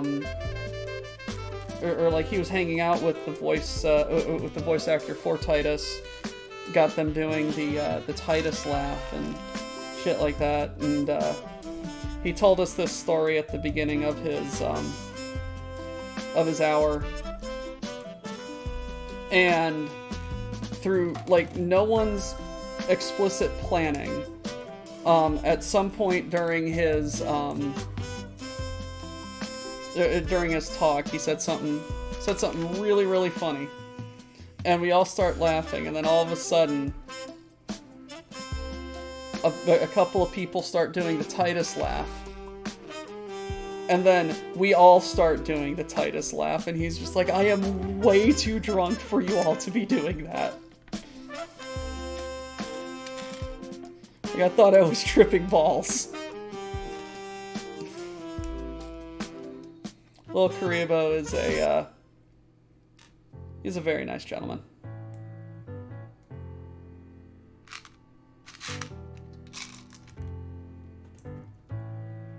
Just an auditorium of people going and then slowly ha ha ha ha ha.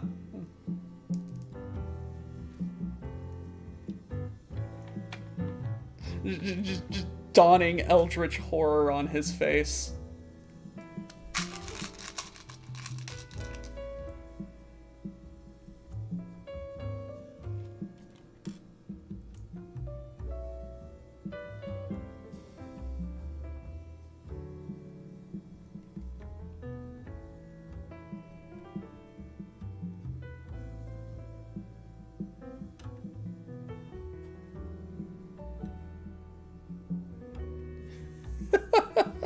What the fuck are you doing? Oh shit.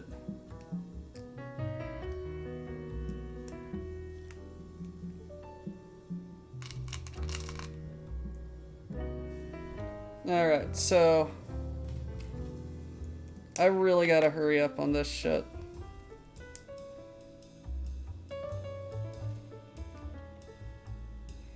I think because this is very fiddly, I may, if I run out of time, just kind of do it off camera. Because 1, 2, 3, 4, 5, 6, 7, 8.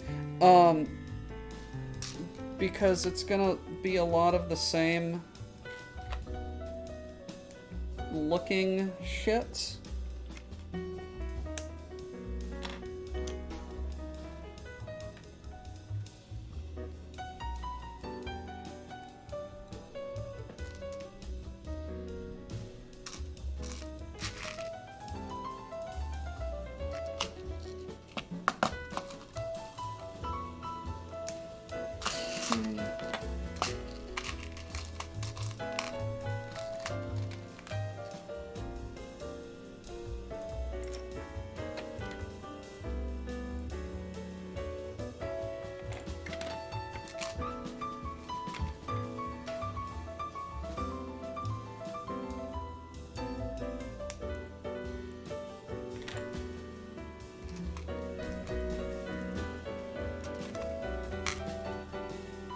Ramshackle, what the fuck are you talking about? Are you talking about like an is this like an RPG session that you're in? Or what the fuck? That sounds hilarious.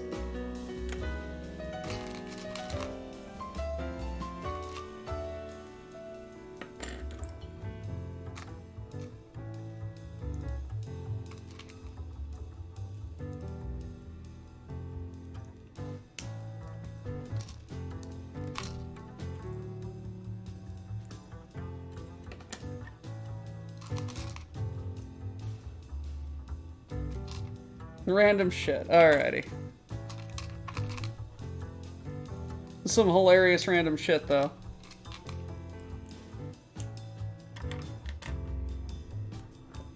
Alright. These go on...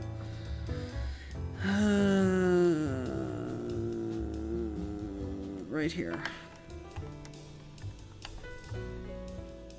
Now we're really getting into some buttressing.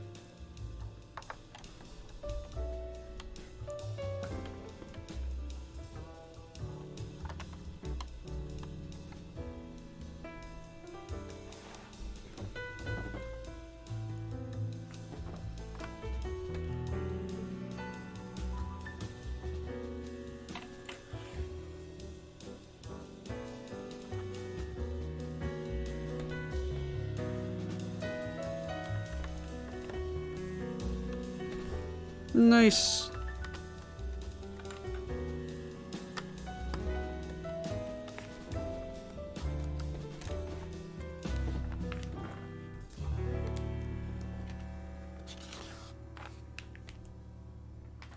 Okay, we're almost done.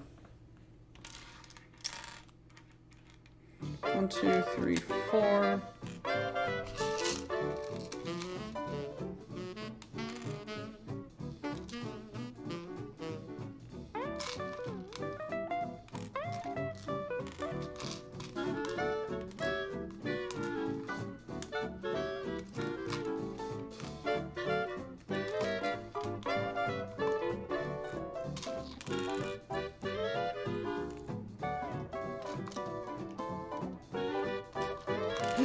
Yep.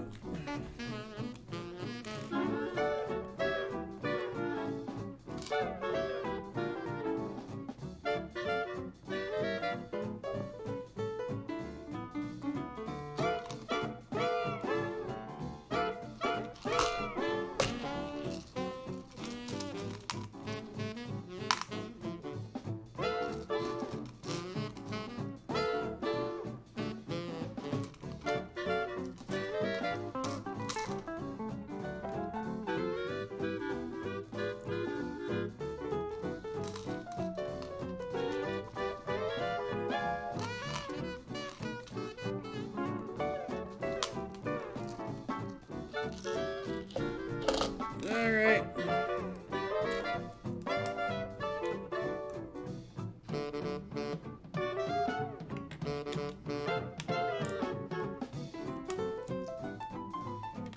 What that sax do?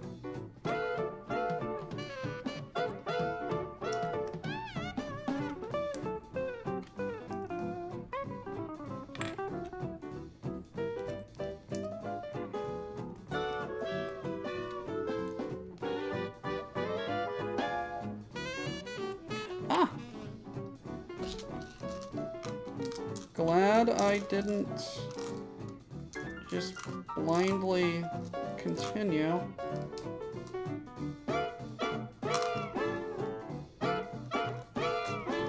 There we are.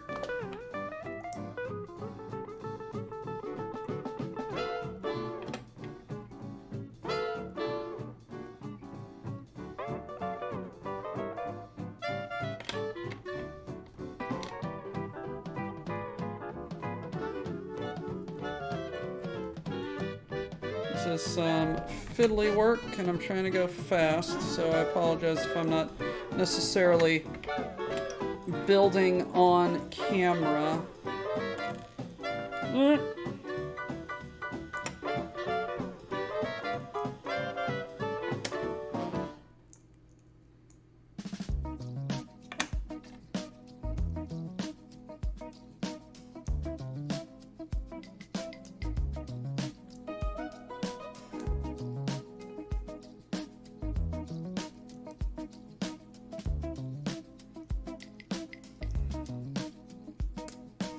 There we go.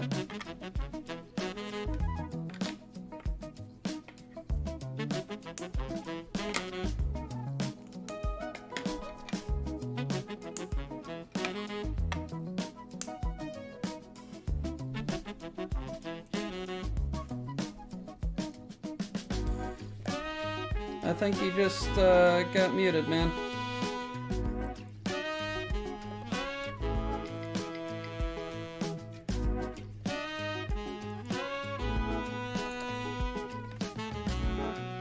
Might be time for a reset.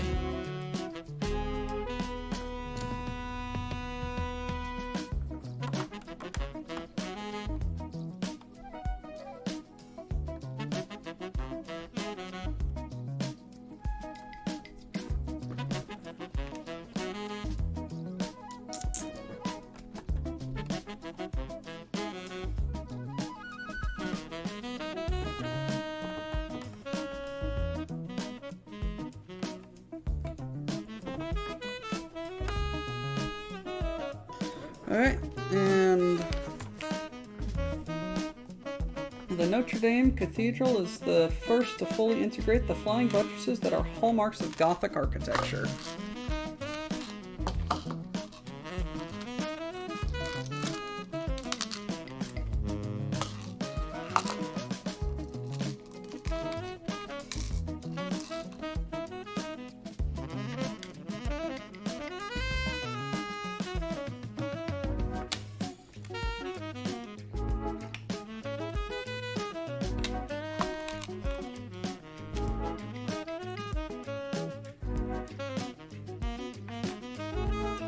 Nice. Thank you! Booze Wizard! Hello! Ether! Thank you so much for the donation. When's Memorial Day? 26?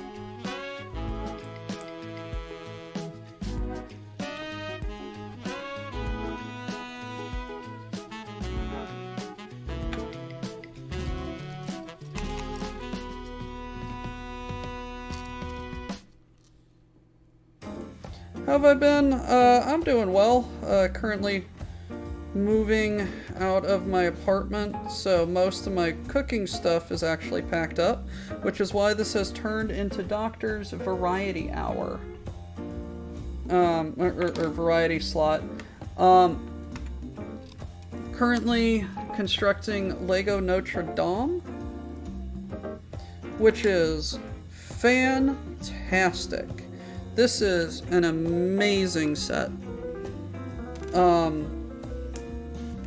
couple of very, very intricate details that I am very surprised to translate to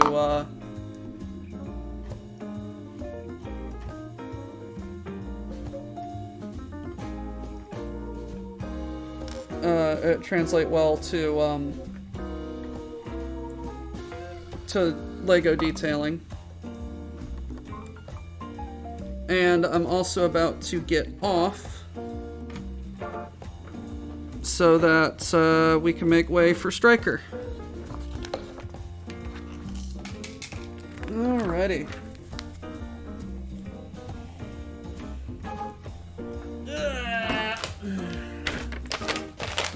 This is going here. And this is what we have constructed. This is the cathedral as it was constructed from 1163 to 1172, I think. This was the first bit of construction. I look at the absolute amazing detailing in there. I'm just gonna get out of Epidemic now because we're winding up. But just look at the scale of that, man. There's the little door, and it's just fascinating.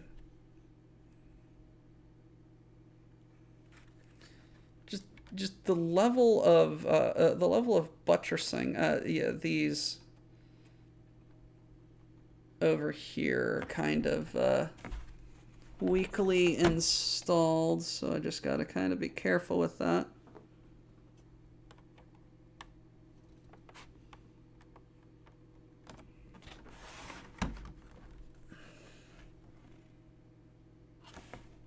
Yeah, I know, right?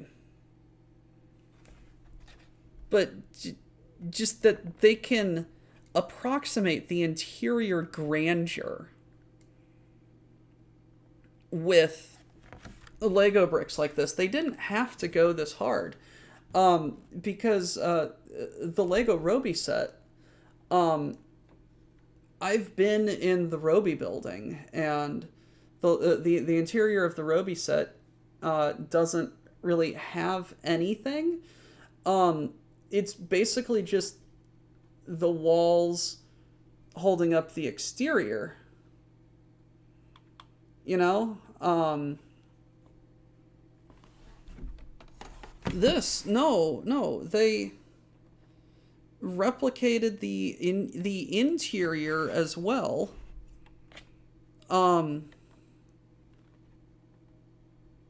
And it's like they don't have to do that. They didn't have to do that because it's gonna be covered. It's gonna be covered. It's not gonna be visible. But they did it. Lego designers are such smart cookies. I just love the.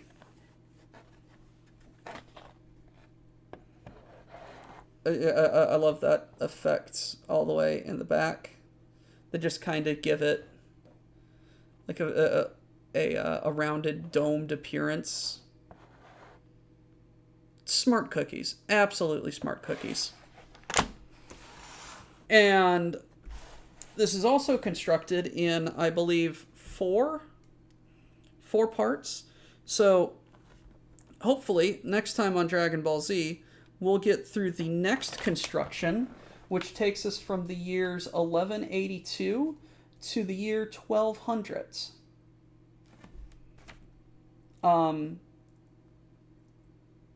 So that's going to be fun. Everyone, thank you so much for coming in and hanging out with me.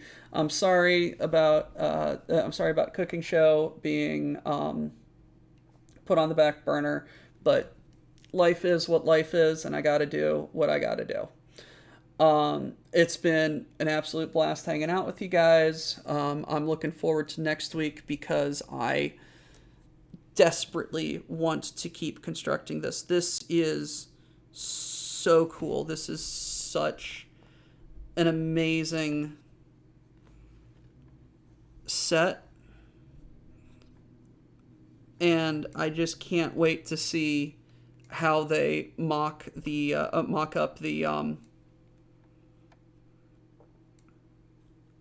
rest of the cathedral. This is absolutely fascinating, and I love the like the gargoyle water spouts coming off of the buttresses. That's funny. That's a very nice detail. Thank you everyone again for coming. It's fun that we got up to 10 oopses already. Y'all are absolute hilarious motherfucker. Excuse me. Shit, I'm gonna take a nap. That came out of nowhere. Absolutely hilarious motherfuckers. Stay cool, stay frosty. It's been real, and hail, hail, Cargonia. Hold on. And the stolen things obey the quartermaster unless he's a ling. Miners don't die today. Cargo techs push freight. Our enemies in disarray. All hail Cargonia.